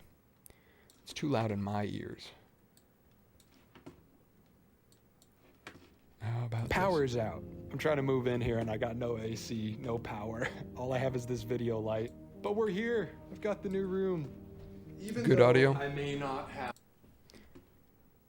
We're sounding good. Power in the Where'd my play bar go? Come on, Windows movie player. There we go. Perfect. Beautiful, beautiful. All right, let's jump into this. This is heavily grainy footage now that I'm watching it full screen. But yeah, I was filming literally no light. So I got into this house 2 weeks ago. And I got there at like 8 p.m. So it was already dark. And the house had been cooking because the power had been off for like a day or two. So it was hot in here. Like I didn't lean into it in the video that much, but it was damn hot. Just arrived at the new place. This is the new studio room. The power's out. I'm trying to move in here and I got no AC, no power. I dinged up this so you can see kind of. It's like a spiral staircase, like the kitchen's down here and stuff. Spirals up. And getting all these 8-foot things up, I dinged up that wall so bad. I'm going to have to do touch-up paint and stuff. Got no AC, no power. All I have is this video light. But we're here. I've got the new room. Even though I may not have power in the house yet, I do still have power tools. Leveling the table with a Budweiser can. I've disassembled and reassembled these same desks 5 times now. And every time I move, inevitably something... My apartment has a switchback staircase too, and it's a nightmare. Yeah, it's really bad. And then bringing up 10-footers, or the worst one was probably the full 4x8 of foam. Although I guess that didn't scratch it up, but that was just hard geometrically to get through. Jamie, hey Evan, nice to see you back. Glad to see you here. We're doing the director's commentary. doesn't go to plan. Whether it's no heating in the dead of winter, no Wi-Fi while working a remote job, or now no AC or electricity in the middle of summer, there's always something that throws a little kink in the plans. But if there's one thing my channel is about, it's making things work despite the circumstances. So while I could have just stayed at a friend's house till the electric came on, I decided to get things done anyway. Yeah, one of the first things I did when I got into this place was open the window and got on the roof, because it was just so hot in there from the sun baking it all day with the AC off, that I would build for a while. You can't see, like, but you know, in this minute long segment, I like probably built stuff for 3 or 4 hours, and I would just build and then climb out the window for a bit and cool off and then come back in and keep working. I swear every time you upload it changes my mindset for the next 2 days. Hell yeah, I love to hear that. The part where you go out the roof, I thought you would just like F it, bring stuff in through the window. That'd be sick. Or I'm just jumping out the window and dying. No, I should have electric tomorrow. It's second floor, so this is me on like the porch roof. I guess that doesn't communicate exactly, but. And then we'll really get this thing rolling, and I'm hoping by the end of tomorrow to have the whole studio done. Yeah. Oh, that's gonna be, and then you go right into Monday work week with your studio, your setup, your filming, you're getting the video ready. For the night, I used my PC battery backup. So I use this UPC, like that my PC runs off of. So like if you lose power, you can save your stuff before it shuts down or whatever. And I thought I was such a genius for charging my camera batteries off of that. It would say like 100 minutes left of power or whatever, because it estimates based off of how much power draw there was. It was like 100 minutes with the camera battery plugged in, and then I would plug in my phone, because my phone was almost dead too. And I plug in my phone with the fast charger, and it just instantly drops to 40 minutes. And I'm like, all right, no phone, I guess.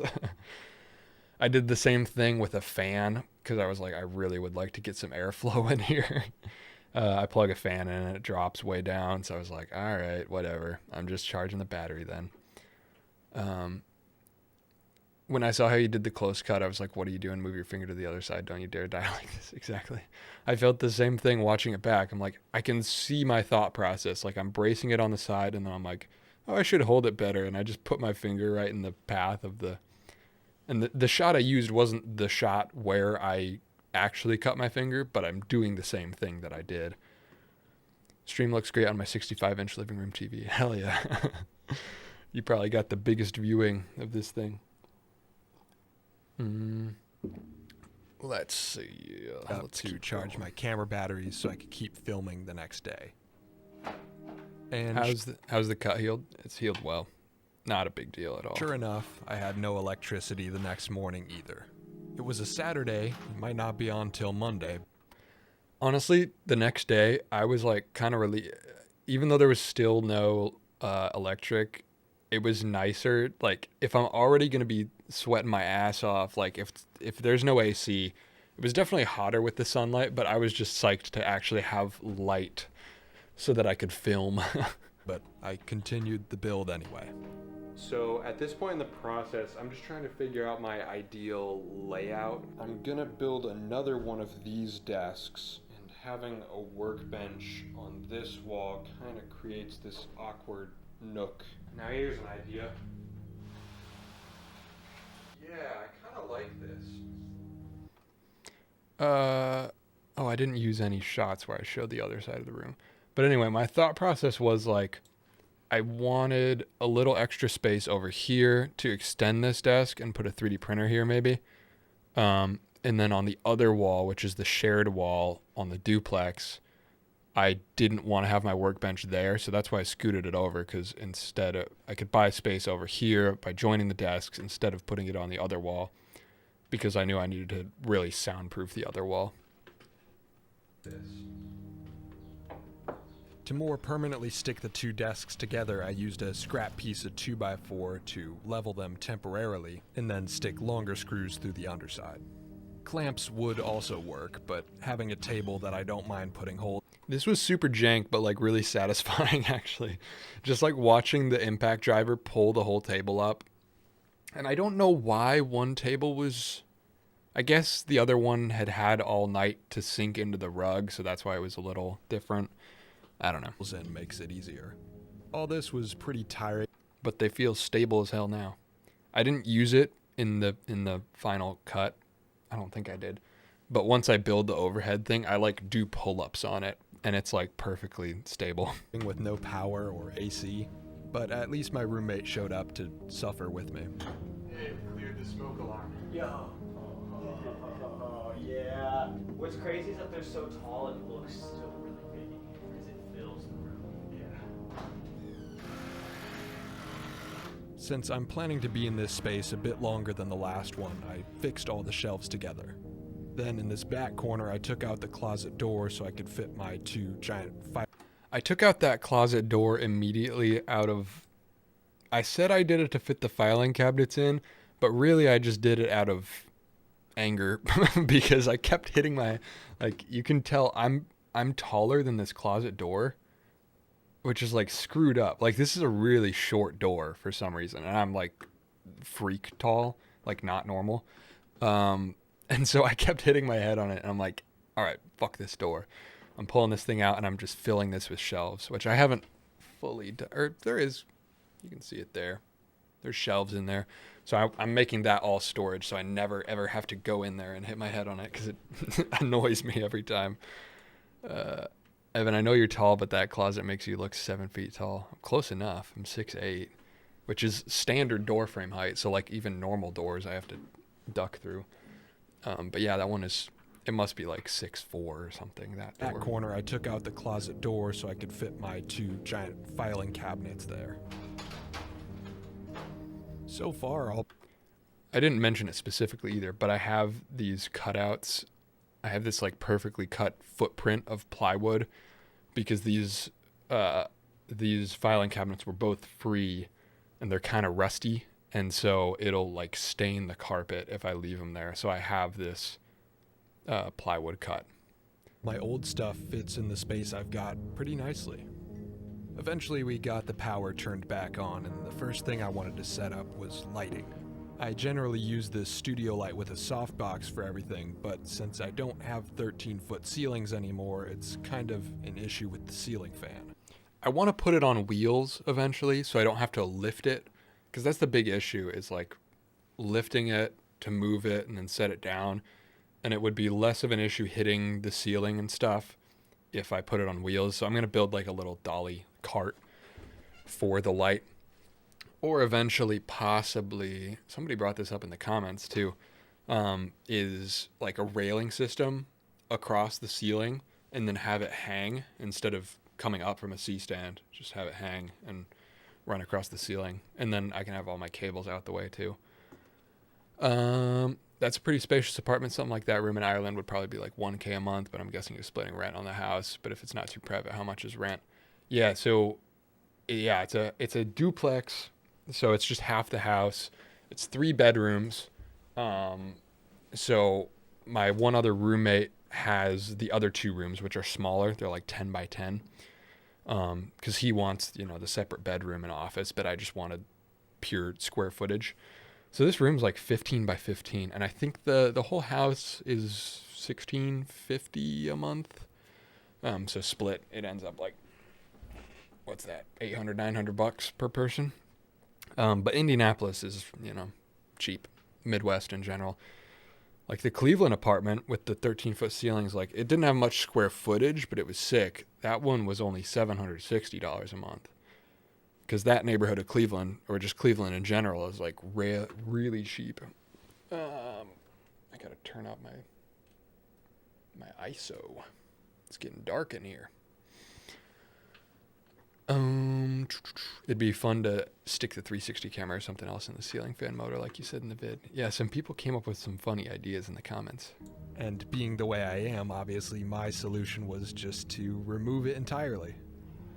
I didn't technically remove it entirely. I just pulled the light fixture off and then pulled the blades off because I didn't want to have to undo any of the complicated wiring. So all I unplugged is literally a positive, negative for the light bulb, and that was it, because I didn't want to have to remember how to do all the stuff on top. And this is just funny. The actual idea that I was going to do before I saw any of the comments was just stick a couple Hot Wheels on it, and then they just go around in circles. Like, I wasn't thinking functional, but somebody brought up a really cool idea that was to run a belt off of it onto a bearing on the wall so I can use it for a wall fan or something like that, which is such a cool idea. I never thought about belts, but like that's so sick.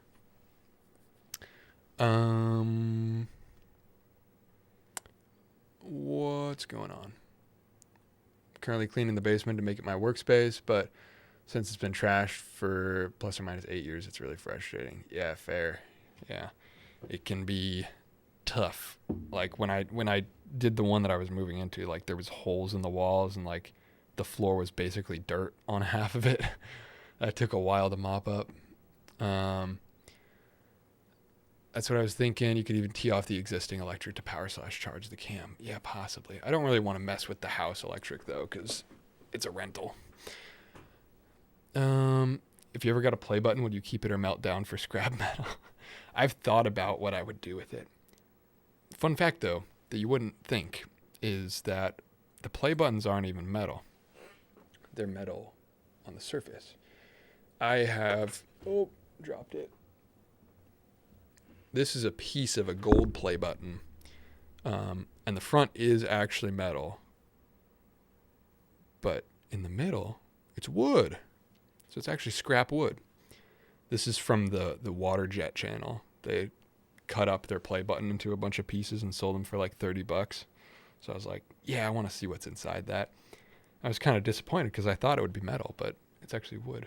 Or I think in their video they said it was wood, so I didn't get scammed or anything. But anyway, yeah, I got to think of something funny to do with it because the silver plaque will probably happen in the next year or so. But yeah, I would do something with it. I don't want to like deface it just for the sake of defacing it, but I think I would like make a shelf out, like use it as a shelf or something funny. Where's your bed? I don't got a bed. Or well, it's in the closet, but I roll out a mat. It's good for my back anyway. I kind of like a firm bed anyway. And then I get extra square footage, you know. But eventually I'm going to build a Murphy bed right here that kind of folds down from the wall. Be careful with the ISO. If it gets too dim, the channel automatically turns into lo-fi hip-hop beats to relax and study to, and you become the lo-fi girl. Happened to a friend of mine. Keep it bright. Good advice. Thank you. Instead of a rail, maybe an arm that mounts to the fan fixture with an elbow, like the equipment in a dental office. That could be sick. Will you ever build a house out of scrap wood? Unironically, yeah. I mean, probably not scrap wood. I don't want it to fall over. But, like, if this goes well and I'm doing YouTube as my career, like, 5 years from now, expect a house building series where, like, I literally just build a house. I'm pretty sure the old play buttons were full metal. Yeah, the old ones where it was the little puck in the glass thing. Yeah, I think the puck was all metal. And then the 10 million is metal, but I don't think I'll get there. The cap for my genre is a little lower than that. But million maybe one day. I mean, Osman has what, like 5 million? I don't know. The belt idea is so cool. Super steampunk. You could do some cool gear ratio to make a solar system model or something. That would be sick. The old play buttons used to be really heavy too. I've never seen one. Have I seen? I don't think I've seen any YouTube play button in person. All I have is my little piece of the gold one. But that's it. I've never seen one in person. Although maybe when I want to visit New York City and maybe cross paths with Colt Kerwin, that'd be sick. And then I can see his and ogle at his awards. Oh man, I was about to say you should build a Murphy bed. Yeah, a lot of people said that in the apartment tour too. I think I'm going to do like my own take on a Murphy bed where instead of it being like fully up and then fully down, I want it to like segment maybe in 3. So it kind of accordions up, you know, and it becomes a bench. I think that's the idea. If I can come up with like sturdy enough hinges. Make YouTube button being a part of shelf support. Yeah, that's probably the idea. Something like that. Or honestly, bolting it to this thing, which I didn't explain it in the video, but this is going to be the shelf wall, or mixing up my words, the tool wall. So like how the old studio had the pallet wall where I hung all my tools. This is basically my replacement for that. So all the tools are going to hang off of those, which is why they're kind of interspersed in a inconsistent order.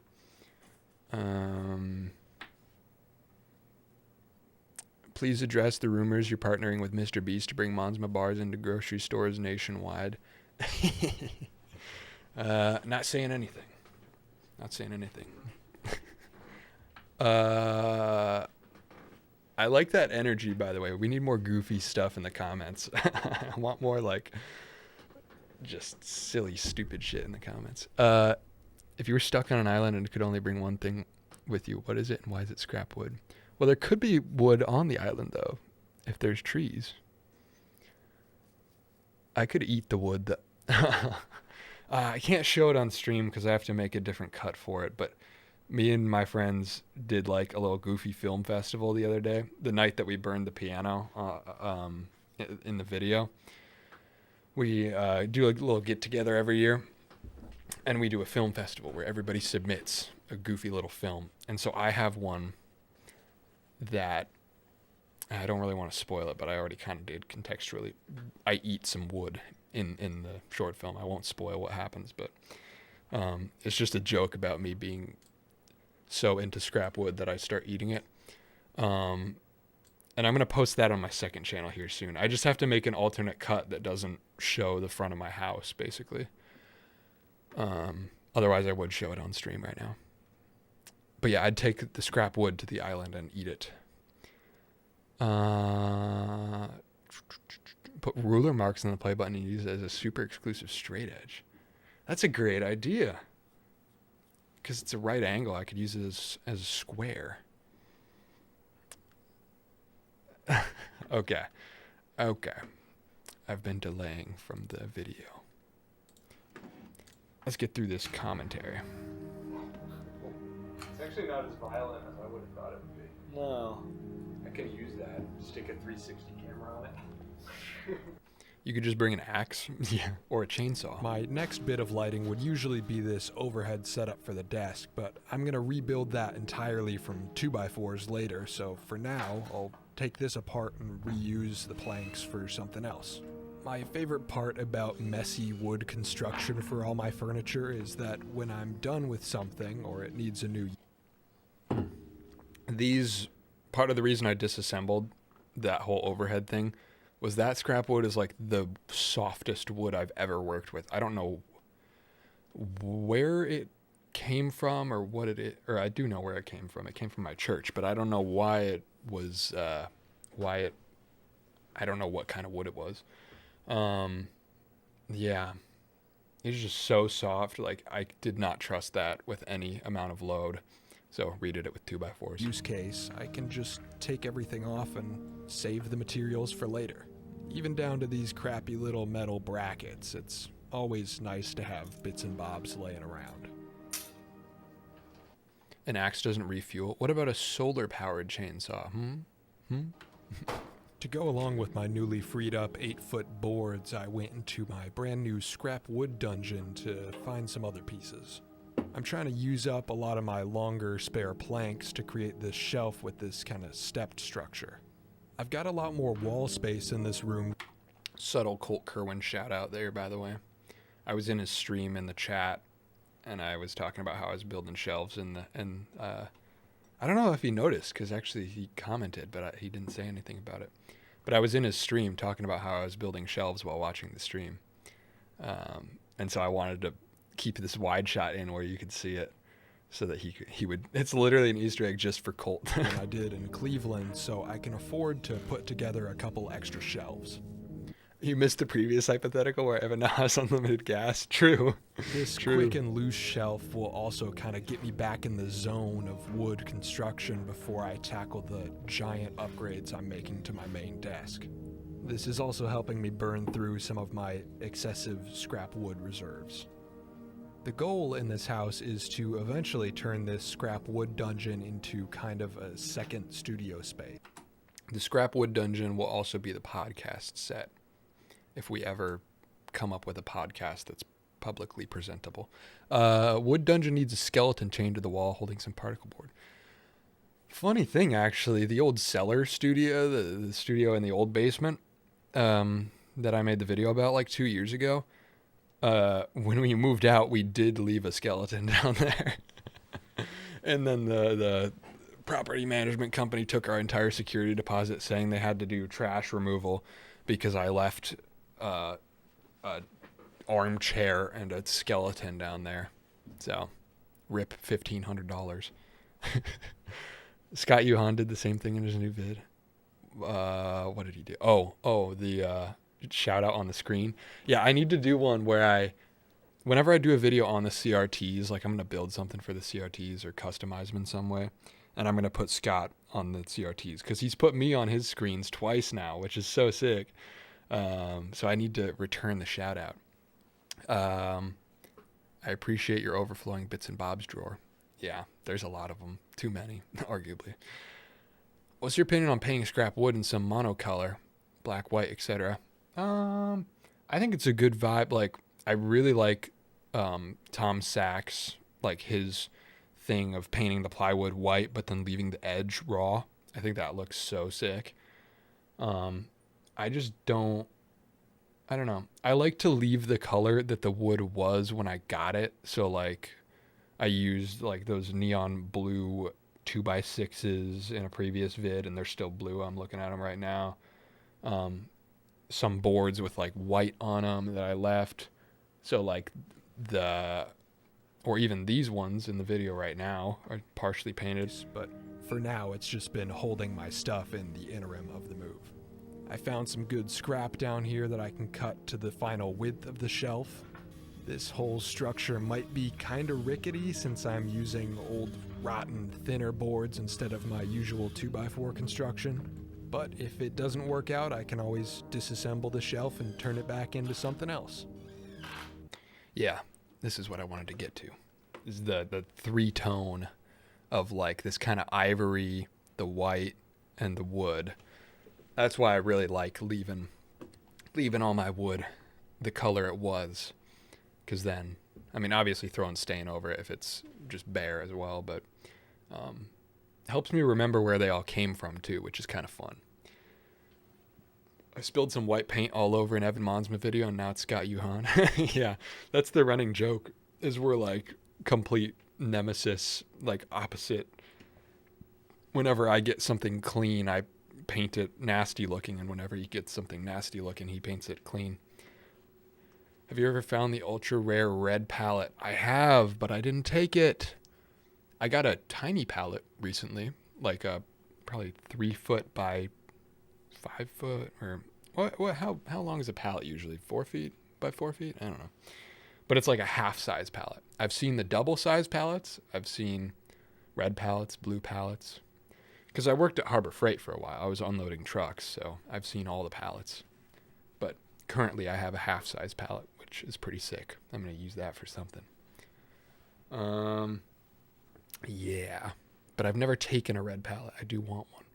Euro palette. What's a Euro palette? Gotta see that. Oh, like the extra slats on top? Or is it bigger? I don't know. I don't know that I've seen one of these.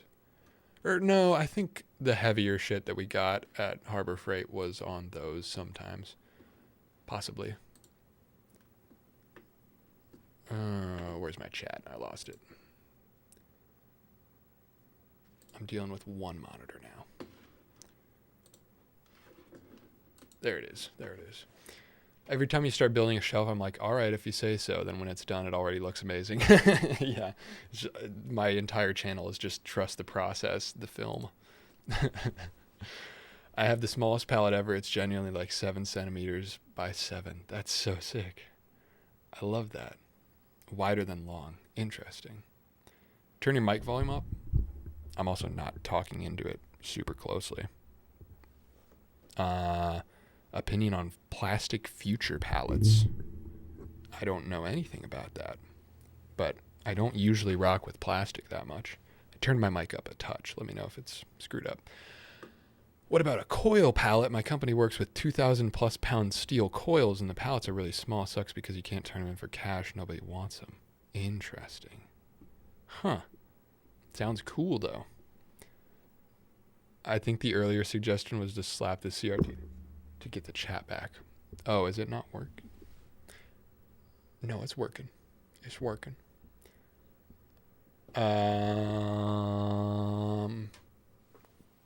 Where was I? I'm going to keep watching this.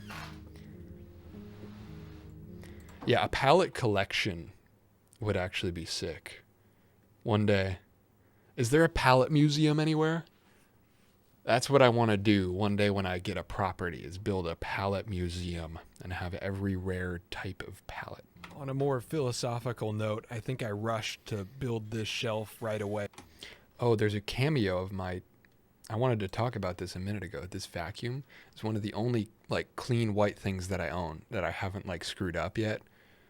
And I don't know why I haven't painted it yet, but it bothers me that it's white and nothing else in the studio is white. This shelf right away to kind of claim this space as mine, to put something new in there and fill out the area.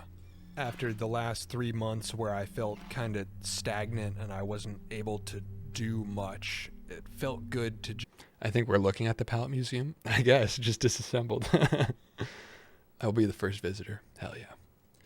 Just saw your video. Shit's awesome. Love to hear it. That's what you use as the wood dungeon backdrop, just different pallets stacked. That's a great idea, actually. I should just start getting a ton of pallets and do a whole wall in pallets. Just build something That's the podcast set. right away, kind of symbolizing the end of my weird limbo period and starting the new chapter of whatever this place becomes. There's a bite out of this thing. It looks like somebody bit a hole in this board. And there was a scene that I cut where I stuck a license plate in there and covered it, but then I was like, that's just stupid. I'm just going to leave it.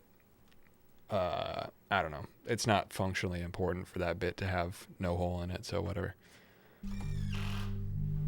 I don't know if I'm proud of this shelf construction-wise, but I am Yeah, somebody bit that. Wasn't me. I don't know. I don't know what you're talking about. proud of the fact that I made something out of nothing day one in the new studio. I've really been liking using these tongue and groove boards as the face of my shelves.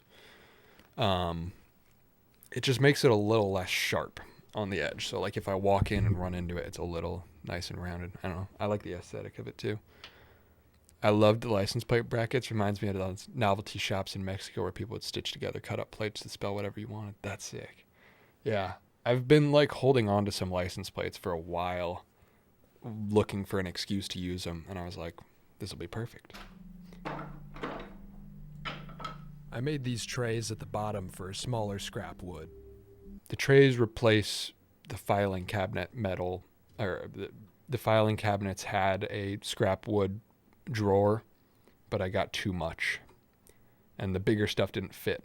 So this is like the in-between, between the big stuff that's in the scrap wood dungeon and the small stuff that's in the filing cabinet. I don't know what I'm going to use the rest of the shelves for yet, but I'm sure as the studio keeps growing, they'll find their purpose. I'm thinking maybe this middle shelf could... And a cameo of this piece came from the video about, what was it called? I'll Never Abandon My First Car, was it that one? Where I'm road tripping and I illustrate the road trip on that. No, I lost my place. Show. I'm being a boomer.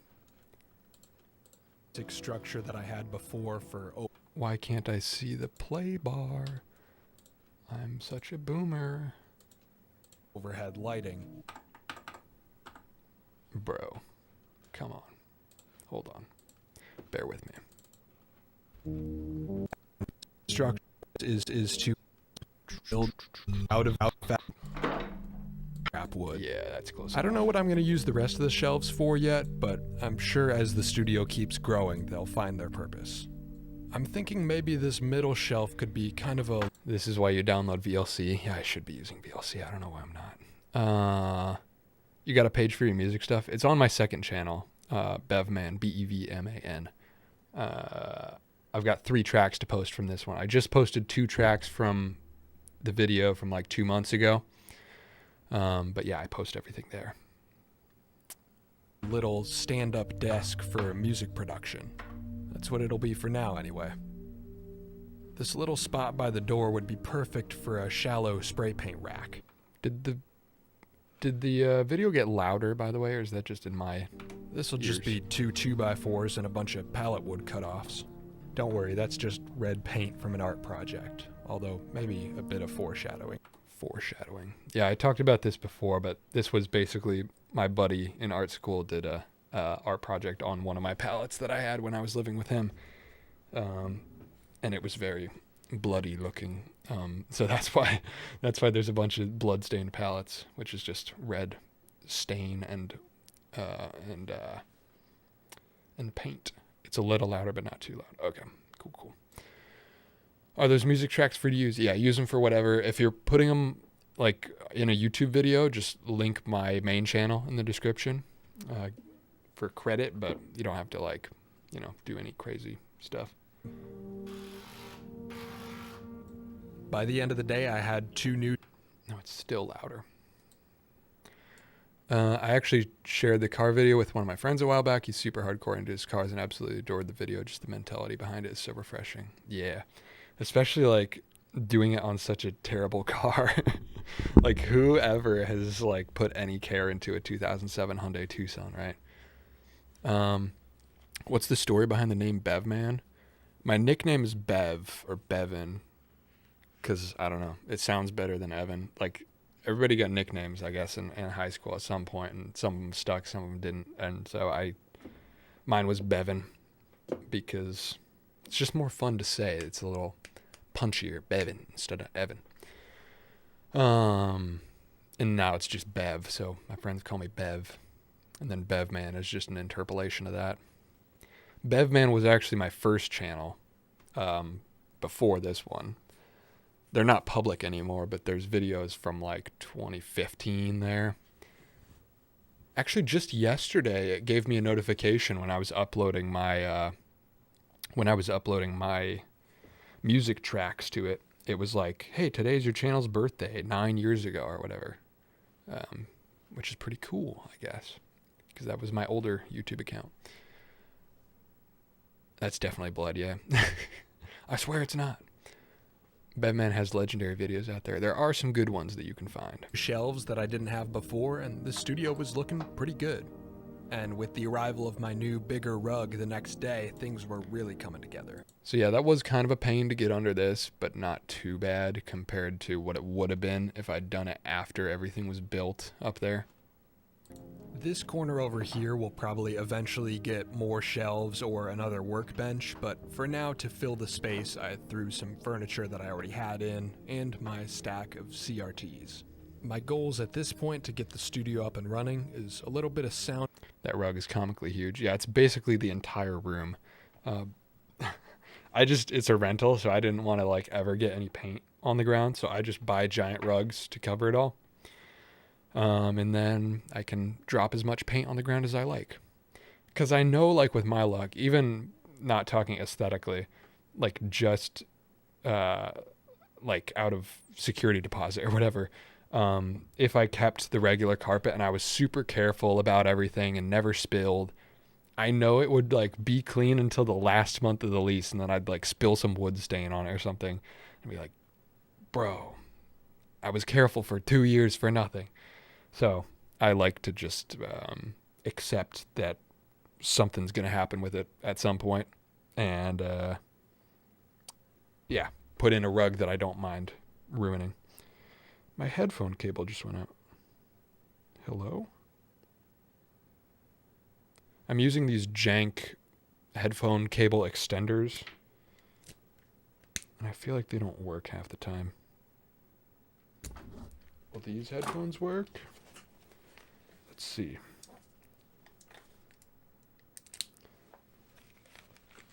Let's see. Hello? Yeah, okay, these work.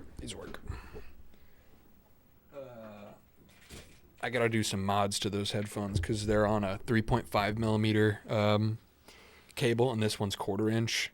And so with that one, I have to use an adapter, and the adapters are kind of shifty.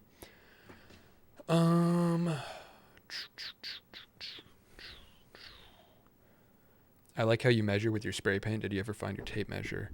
Oh, I had a tape measure. I didn't have a ruler or a square, but I did have a tape measure. Not for like the first day or so, but I did find it like a couple days in. So most of the build I had a tape measure, which was nice, but I did miss having a square. I still don't have the square. Right now, I don't know where it is. But I'm probably going to keep unpacking after this. Sick, where's it from? The rug, I think, was from rugs.com. Just one of those websites. They're all kind of the same. Rugs.com, Rugs USA, all that stuff.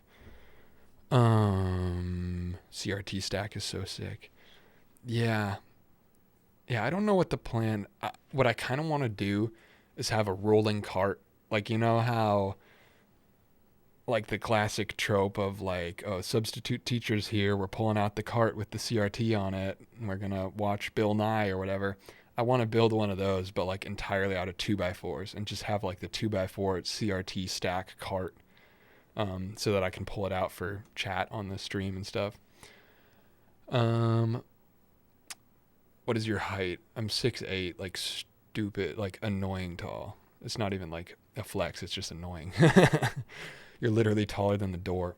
Yeah, the closet door is weirdly small. The closet door is like 6'4", but 6'8", 80 inches is standard door frame height, so I do have to duck through normal doors.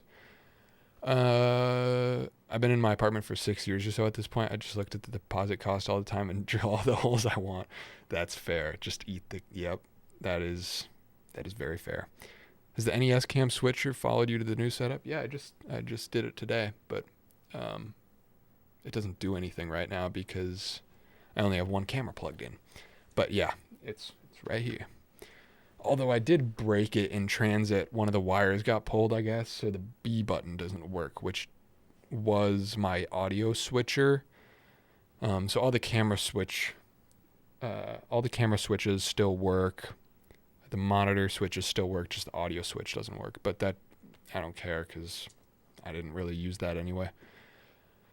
Are those green ones David Clark Pilot headphones? Yeah, they were given to me by a fan, Ernest, that I met yesterday. Super nice guy. And he works in the...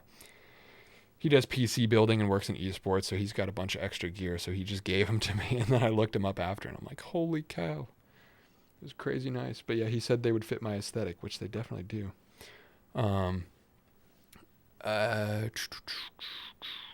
Where was I? Your setup's so dope. Hell yeah. Thank you. At Christmas, you can turn the stack into a snowman. I totally should. Get some sick graphics that sync up between the 3 CRTs. I bet it looks sick. Something falling down between all the screens. Or I was talking about earlier having the chat scroll up all 3 of them. I feel like a 3D printer could be great to tinker with. I do have one now given to me by No Name in the chat. Just a little Ender 3. So I'm going to have to tinker with it. But very excited to start messing with that. Treatment and the overhead shelves for the desk. This shot was filmed the day I posted it because I didn't have B-roll at this stage, so I just took an iPhone photo and went over it. I tried to paint on it. What I tried to do is like sketch on the phone by running a paint marker over it, which I do like randomly sometimes. I'll just like paint on my phone for no reason. But I can't do it with the screen on because it registers as a touch because I was trying to use a metal nib marker. Oh yeah, you can see paint on the screen a little bit from where I tried to do it. But yeah, I wanted to do like a sketch to visualize the overhead shot. The plan for sound is to put up these giant insulation boards with acoustic foam on them. And for the desk, I'm grabbing a bunch of 2x4. So this whole segment was shot on my pocket camera, not the pocket camera that I made the video about. The one that's like this, my ultimate daily pocket camera or whatever. I'm lending that to somebody right now. So I've been carrying my super old one that I've been shooting like 4x3 640p on. So that's what this vlog segment is, going to the Home Depot, which I really like, just cutting back and forth to like super crappy looking footage very casually. Doors to build a whole overhead frame. 10-foot 2x4 out the window. So now that these are only 7 feet long, they do fit in, but I'm gonna have to drive with this above my head. I spiced up my brand new 2x4s a little bit with some spray wood stain. The spray wood stain has been so sick. I've got a couple cans of it. I think I'm out of like the darker stains there now. But it's a lot of fun, like versus brushing it on, and it dries so much faster. It's really nice. And then I got right to work on what will... If I were going for like a nice even finish, it probably would be worse, but it's so easy for just like getting some amount of tone on it. Be the centerpiece of this studio. My idea is to build the same basic structure that I had before for overhead lighting. Rip Cleveland studio. But this time beef it up enough that it can actually hold some weight. Honestly though, when I was looking through that B-roll at the Cleveland studio, and I was like realizing how much of a difference having a fourth wall here makes versus like in that studio half the room was the kitchen. Like it's actually so much nicer. Like, I was looking at my studio, how it is now, while I was cutting that B-roll, and I was like, wow, this is already better, even though I do miss the high ceilings. And be used as overhead storage as well.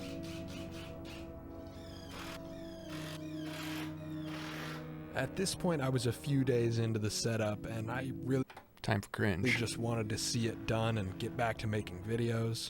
And unfortunately, I got So yeah, it was up on a block. You only see it for a A second little. because it's behind my head there. But I wasn't like cutting directly on the carpet. stupid.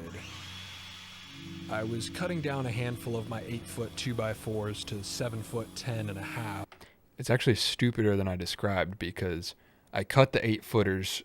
I cut an inch off the 8-footers, so they were 7'11", because I realized the ceiling isn't an even 8-foot height everywhere, and so there were spots that I couldn't actually have the shelf be 8 feet tall. So I cut an inch off of all of them, and then I realized for the bracing across this way, it was 1 2x4 thickness less for one set of them. So I needed them to be 1.5 inches shorter than 8 foot. So I needed to take a 1/2 inch off, additional from the inch I'd already taken off. So I was actually cutting 1/2 inch off of it, not 1.5 inches, like I described in the voiceover. And for You should have cut the other way and held the longer piece. 100%. some reason, I thought it would be okay to put the 2x4 on a block and Like, I'm cringing when I edited hold this. the offcut while I was making my cuts. I don't know. I'd been working all day and I was in the zone. That's a nice warning shot. So that was actually my reaction. It was like, that's a nice warning shot. Yeah, it was just totally freehand, and I was kind of making a stupid cut, which I should not have been doing, and I cut the tip of my finger off. Red paint marker for effect. Oh, wait, no, wait, you actually did? Not really, like it'll heal up fine, but yeah, that was stupid. Be safe with your tools, folks. When you start getting loose, start getting lazy, This part's making me cringe that's too. when you Yeah. hurt yourself. So, pay attention. After that, I mean, for my own pride, I wanted to cut that out, but I was like, anybody can make this mistake. Like, I know better. I know I shouldn't have done that, and I knew when I was doing it that I shouldn't have done it. But I don't know. Got to put it out there that, like, hey, you know, even if you know how to do stuff right, that you can still get lazy. So it was a warning for everybody else. And I think the retention of the video probably would have been slightly better because I'm sure at least one person clicked off on that. Why'd you move to Indy? Just family and friends are closer to here. This is where all my friends are.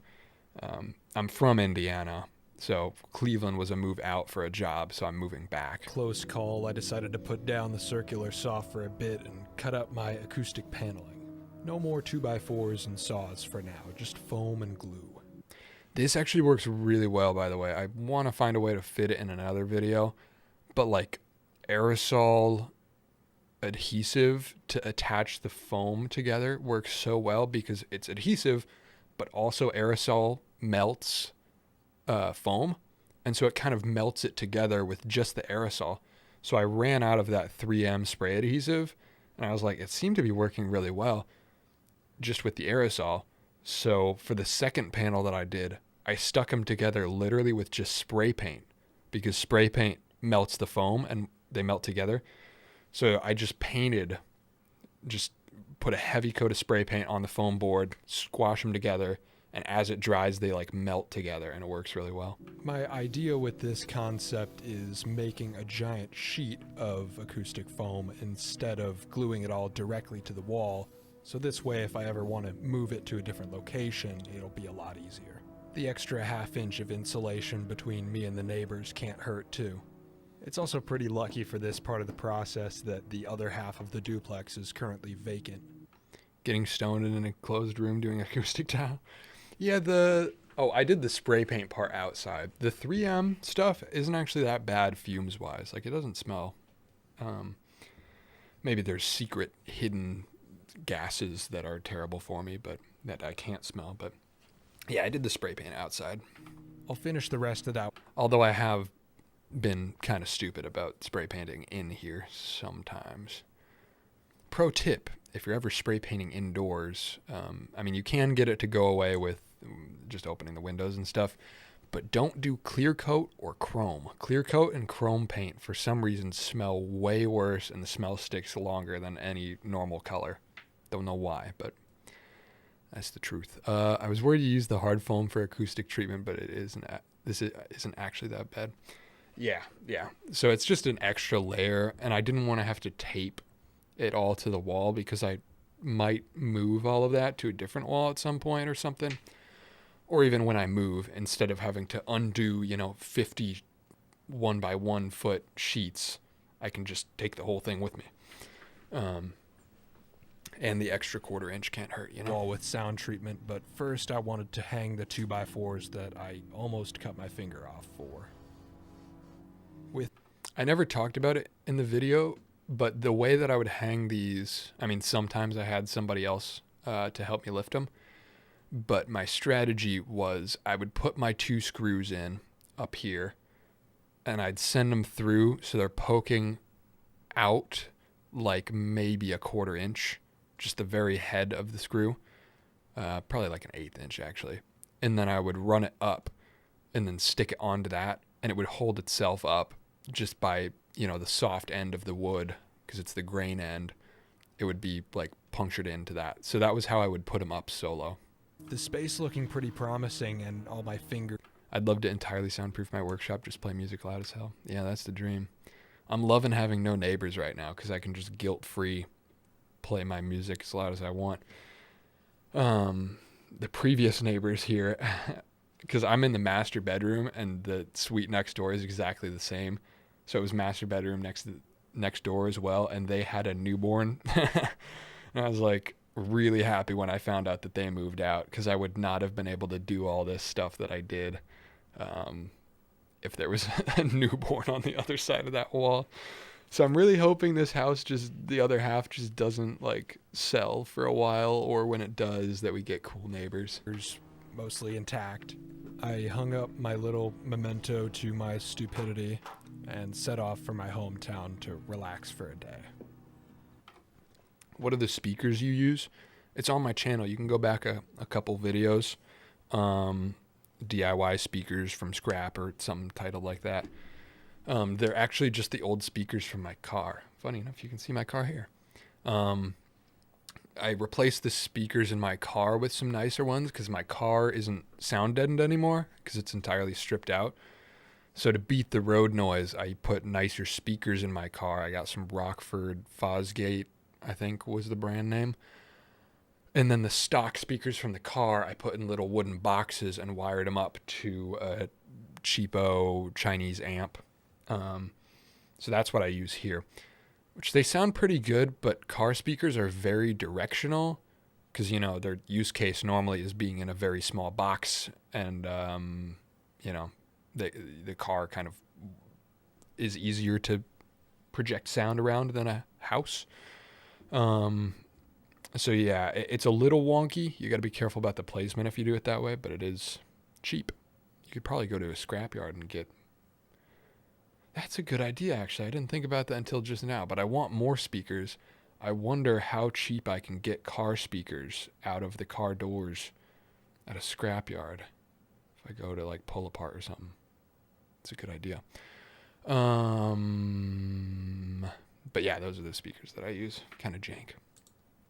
And there's the car, by the way. This hasn't been on the channel yet, but I made a custom headlight. That's probably what the video is going to be. Michael's blocking it, so you can't see the other one. But the other one is stock. This one, where I hit the deer in the other video, is now a custom headlight made of a motorcycle headlight and 2 motorcycle blinkers. Super jank. But I welded up a whole frame that these things mount to. So that'll be a video at some point. Tree fell down. I'm also buying this car off of Michael. I'm going to attempt, this is kind of risky because I don't have a lot of money right now, but I'm going to attempt to flip this car to make some money. So I'm buying this car off of him for very cheap. So you'll see it on the channel. Just going to make it way nicer, fix up some rust holes, all that stuff. and try to resell this car and like make $1,000 on it or something. on the car, but just barely avoided. Dude, I really wanted a new car too. This relaxation trip ended up being pretty chaotic too, but I got some stuff done. Car flip video. Yep, that's the plan. I'm fixing up this old wooden boat. I don't know if I'll make a video about the boat. I was planning to, but I don't know that there's much content there. But it is sick that it's like a fully, like it's 100% wood boat. So I want to make like a little fishing rig with this, even though I don't fish much. But I don't know. Modding a boat just sounds like a fun vid, especially because it's so on brand, it being entirely wood. What I really want to do, sand the whole thing down like super nice and then put like a thick lacquer on it and just have it be like raw wood look. But this was my grandpa's old sailboat. When he was younger, he raced sailboats out in Rhode Island, I think. I say make a video on the boat, even if it's a shorter one. Yeah, I'll need some money first, too, because I got to stop bringing up money. But I don't know. I'm just trying to do everything cheap right now. But yeah, I want to put a motor on it, and then I got to register it. But that would be sick. And then just all sorts of like custom shelves and stuff in there for fishing gear or something. But I also have like a 25-foot mast from this thing. And I don't know what I'm going to do with that yet. But I have a 25-foot long piece of wood. I don't think it's ever going to sail again because the mast is like cracked down the whole thing. So I don't feel bad cutting that up and using it for something else as long as the boat lives on with a motor. I miss sailing, loved it when I was a scout. I've never done it. But I would need a whole new sail too, so just not worthwhile to try to get it to do that, especially with a brand new mast. I don't know how much that would cost, but yeah, I'm definitely doing something with the boat. Gonna put a motor on that. We also had to scrap an old art piano that had been an outdoor installation for a few years. Taking the top off. Oh, there's some jank with that trailer that I got. Scrap wood. Preservation of the history.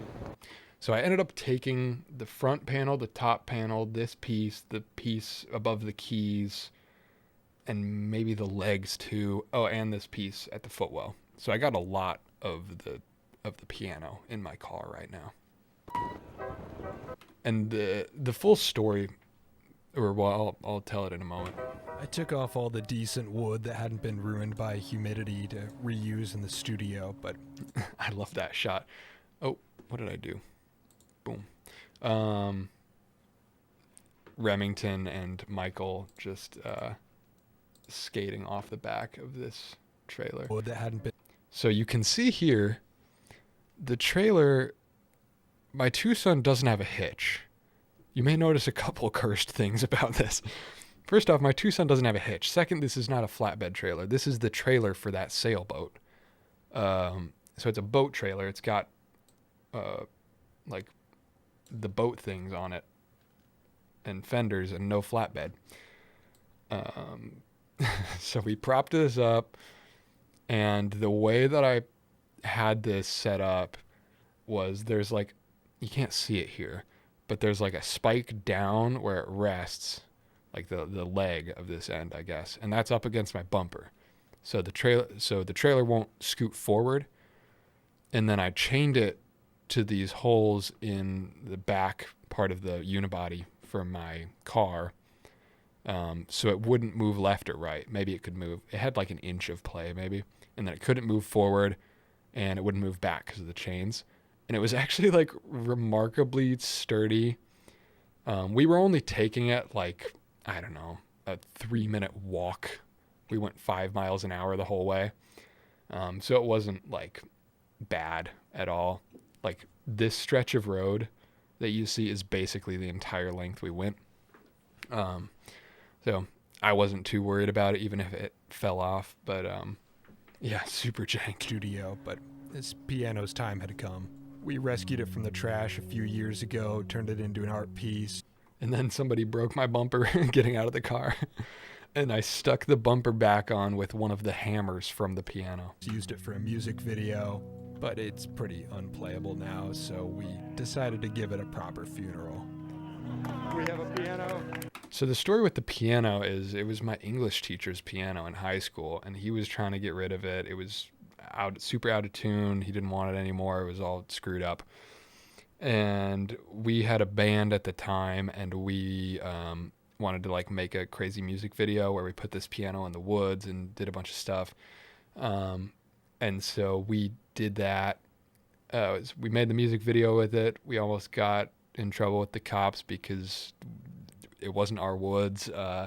Whole bunch of stuff happened. And then as revenge for somebody getting mad at us for putting this in the woods on a campus, we ended up getting permission to put it like pretty close by on a different lot as a public art piece that everybody ended up loving. And so we had put it in this one spot, got kicked out of that spot, and then as revenge got it actually officially allowed as a public art installation.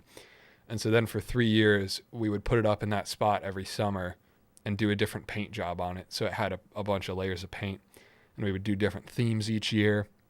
And yeah, so it was up for 3 years, but we did our best to put a tarp on it whenever it rained, but it didn't fully work. And occasionally, it got rained on when people were out of town. And so all the keys kind of warped. You see people playing it, but like you can also see how warped the keys are. So a lot of times, like big chunks of the keys just straight up don't work. Other ones latch onto each other, all that stuff. So it's all bunk. So I didn't feel bad about burning it. In a fire pit. No! Any more good scrap That's my favorite shot. wood? I took enough pieces off that the piano will live on in some way in my studio.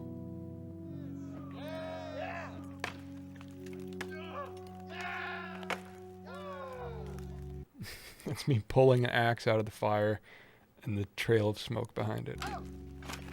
There were some good metal bits after the fire was done too. I'm not sure that day of relaxation was any safer than playing with circular saws. I don't know if anybody else got the comedy in that, but I was trying to I thought it was really funny doing the hard cut from cutting my finger, the piano burning, and then just hard cut to a couple seconds of silence of me repotting a houseplant. Hey man, I'm off to sleep now. Catch you later. Thanks for stopping by. I'm almost done with the stream anyway. I'm gonna wrap it up after this vid's done. Have you learned music theory? Probably technically when I was playing the piano, but I don't know it exactly anymore.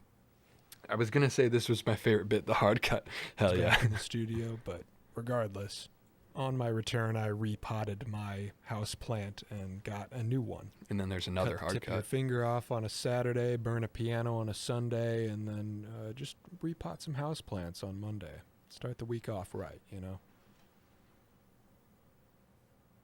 Anyway, then I used my car to finger paint some 2x8 boards of plywood because, I don't know, I was feeling goofy. I like my furniture I was just tired at that point because the editing process for this, I filmed this over 2 weeks. I had maybe 18 to 20 hours of footage, and I wanted to post it Tuesday. I publicly committed to posting it on Tuesday.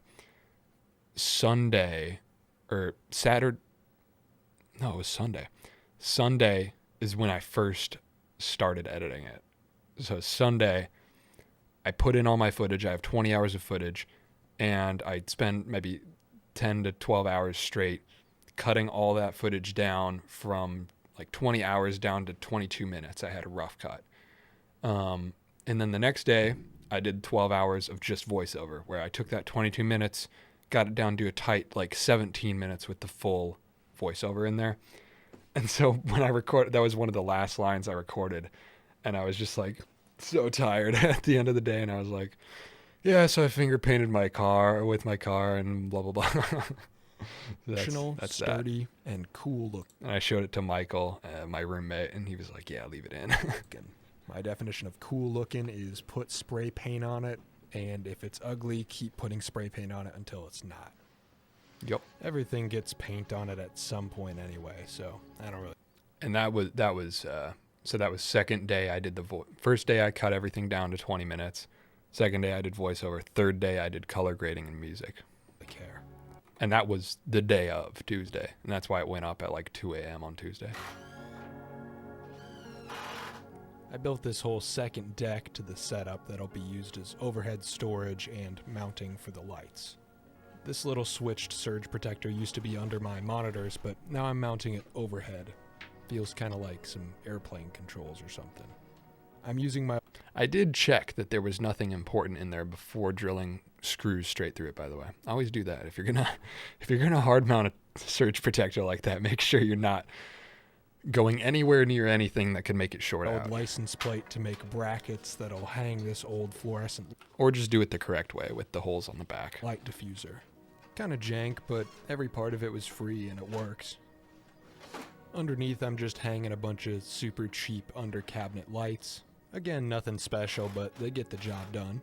These are maybe due for a replacement sometime soon, but for now, I'm happy with them. With the overhead shelves done, I can finally start putting some of my stuff back in the... I didn't mention it in the video, but there's this plant too. So this is the new plant that I got up here. The plant that I repotted was up here. When I bought this one, I was like, I want a big old palm. I want like a giant plant. And I didn't realize how expensive they were. And this one was $35. And I was like, bro, that's a lot. Yeah, you can see it better now. That one was $35. I was like, I'm not spending more than that on a plant. Even though I wanted a big one. And then I got home and somebody was throwing this one away. It was like kind of dying, like a lot of leaves were brown, soil was super dry. And so I nursed it back to health. I kept it on my porch for a couple days, made sure there weren't any like spider mites or anything that were going to infect my other plants. And I got it back nicer, trimmed all the dead leaves. Stuck it in here, and it had a price tag on the pot. It was a $170 plant. I just got it for free from the dumpster. Studio. A lot of my materials and tools have been in boxes since I left Cleveland 3 months ago. And a big reason I wanted Going from scrap wood to scrap plants. to get at least the skeleton of this studio up so fast is that I missed having access to all my stuff. I mean, I did this whole build without a square or a ruler. I don't know. That is true. I had a tape measure, and I was squaring stuff with the tape measure, basically. And I had some other pieces of scrap wood that I knew were probably mostly square. But yeah, I did miss having that. Awesome to see you're posting again. Highly recommend Jordan Stuttered the Day I Lost 2 Fingers. If you haven't watched, he makes cool stuff. Yeah, definitely. I had that video pulled up while I was editing because I was like looking at his video to see like, did he ever show like any blood or anything? Because I didn't know how crazy you could get with Where either of those things are. what you're showing on But YouTube. now that I have the space to actually move things around, I finally get to... Is an SL2 with the kit lens worth $270? I don't know what an SL2 is. Let's see. Oh, Leica SL2. I don't know nothing about Leicas. That's too expensive for me. I don't know. But $270, I don't know. That sounds sick. But I don't know anything about the Leicas. unpack. Even if some of it is just silly little trinkets. Joke's on you, even when I use a square, shit is crooked. Exactly. It feels nice to be in... Oh, Canon SL2. I just Googled SL2 and it was a Leica. Canon. I was like, what? $270. Canon Rebel SL2? I don't know. I don't know a ton about the Rebel bodies. I am not sure. Don't know that I'm the guy on that. Yeah, that's probably a really expensive camera. place that feels like mine again. It's the personal attachment to everything that makes this place feel like mine. All the goofy little toys. That is a brand new Ford badge. I can't disclose where I got it from, Stories connected.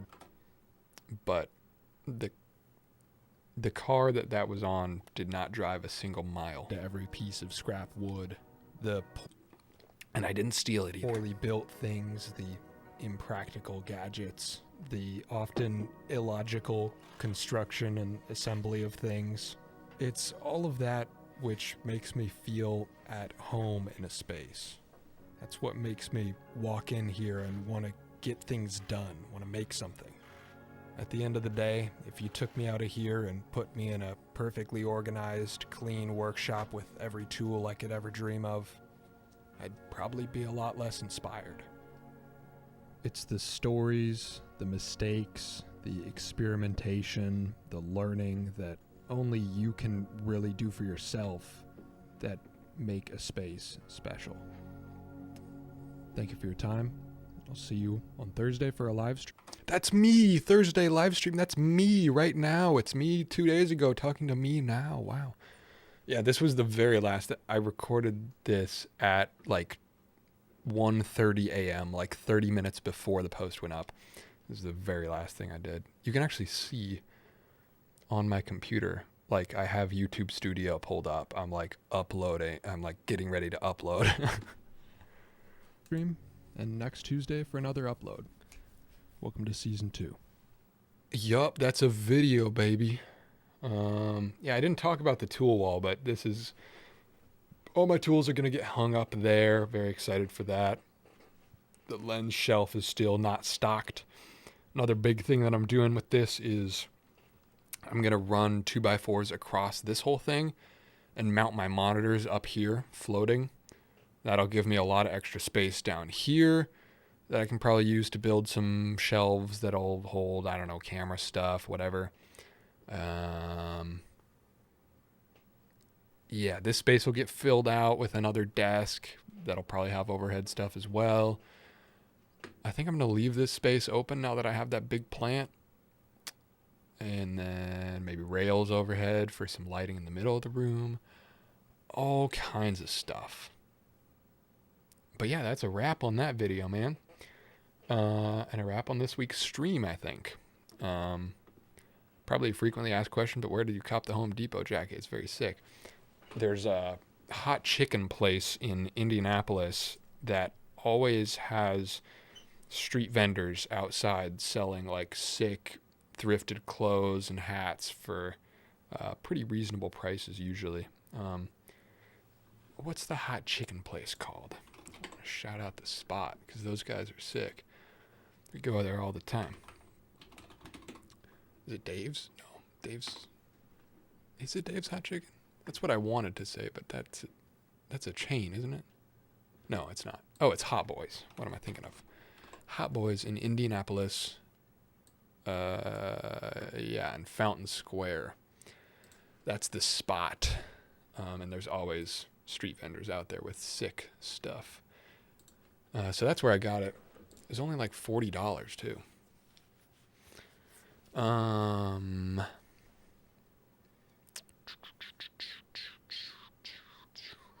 Neat badge. I would have screwed the license plate on there in one piece and used the brackets you saved instead. Yeah, the brackets were originally for that, but they were a lot smaller. And I wanted to be able to like slide it out like I do in the video and not like bend stuff. Did you record the entire voiceover with the camera on? No, I do the voiceover just like I'm doing it right now, and then I record the piece to camera separately.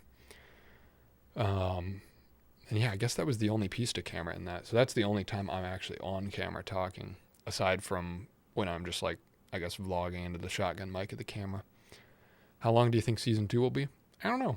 I don't even know what the season definitions are exactly, but it's definitely season 2. If Cleveland was season 1 or like pilot season, I guess. But I'm hoping to be here in this room for 2 years is what I would like. Because I was in Cleveland for 15 months, and even that was like pretty short, I feel like. And I'm ready to like, because I've moved every year for the past 5 years. Or I've moved 5 times in the last 4 years, something like that. And I'm just ready to settle down for a little bit. And like, I've got roots in Indianapolis. Like, I know people here. So I'm ready to just be here for a while. Unless my YouTube thing goes crazy and I have some reason to move to New York City or Chicago or something. I don't know. But yeah, the plan is 2 years in this studio at least. So that's why I'm going crazy and building it all out, because like I don't care. I don't have to disassemble it for a while. I like your style of videos. Been enjoying watching your videos while at work. Makes the day go that much better. Hell yeah, thank you. I'm glad I could help the work day go by. I'm ready for the settle in character arc. Hell yeah. Me too. I'm on vacation, but your live streams are important. Thank you. Thank you for tuning in. I think I'm going to wrap it up here. We almost did 3 hours today. Usually do like 2. I'll give a couple more shout outs at the end because Discord link in the description. If you're not in there, check it out. Cool spot with cool people. And also the membership, which I guess I have soft launched now by vote of the chat. Y'all have convinced me to soft launch the memberships, the Patreon type thing, but not on Patreon. So I'll throw the link out there one more time. If y'all want to support, for now, it's placeholder. I honestly wasn't done with the site. People just told me to launch it right now, so I did. So there's no like extra content or anything right now. It's just to support. If you want to help me, make the dream of doing this full time and hopefully paying rent with it. You didn't see my comment? Where is that? I'm such a fan. You inspire me to continue to make stuff, and now I'm making sound sculpture for the final project of my electronic music course. Thank you for being an inspiration. Love from Portugal. Hell yeah. Hell yeah. I love to hear it. Sound sculpture sounds sick. I like that. Good morning from Australia. Good night from Indianapolis. Need more products on the website? Yeah, there's nothing yet. I honestly wasn't going to launch it until like a month from now. So that's why it's like half built. So I'm not like officially launching it. It won't be in my descriptions or anything. It'll be officially launched in a month. But so many people were in here asking about Patreon that they told me to do it. So it's there if you want to support. I appreciate it a lot. And that's it for tonight, I think. We'll be back with a camera video on Tuesday. Then part 3 of injection molding. Then a car video. And then a bigger kind of mini doc style thing that will launch the memberships, I think. Hell yeah. All right. Peace, everybody. Thanks for hanging out. It was a fun stream. And I will see you on Tuesday.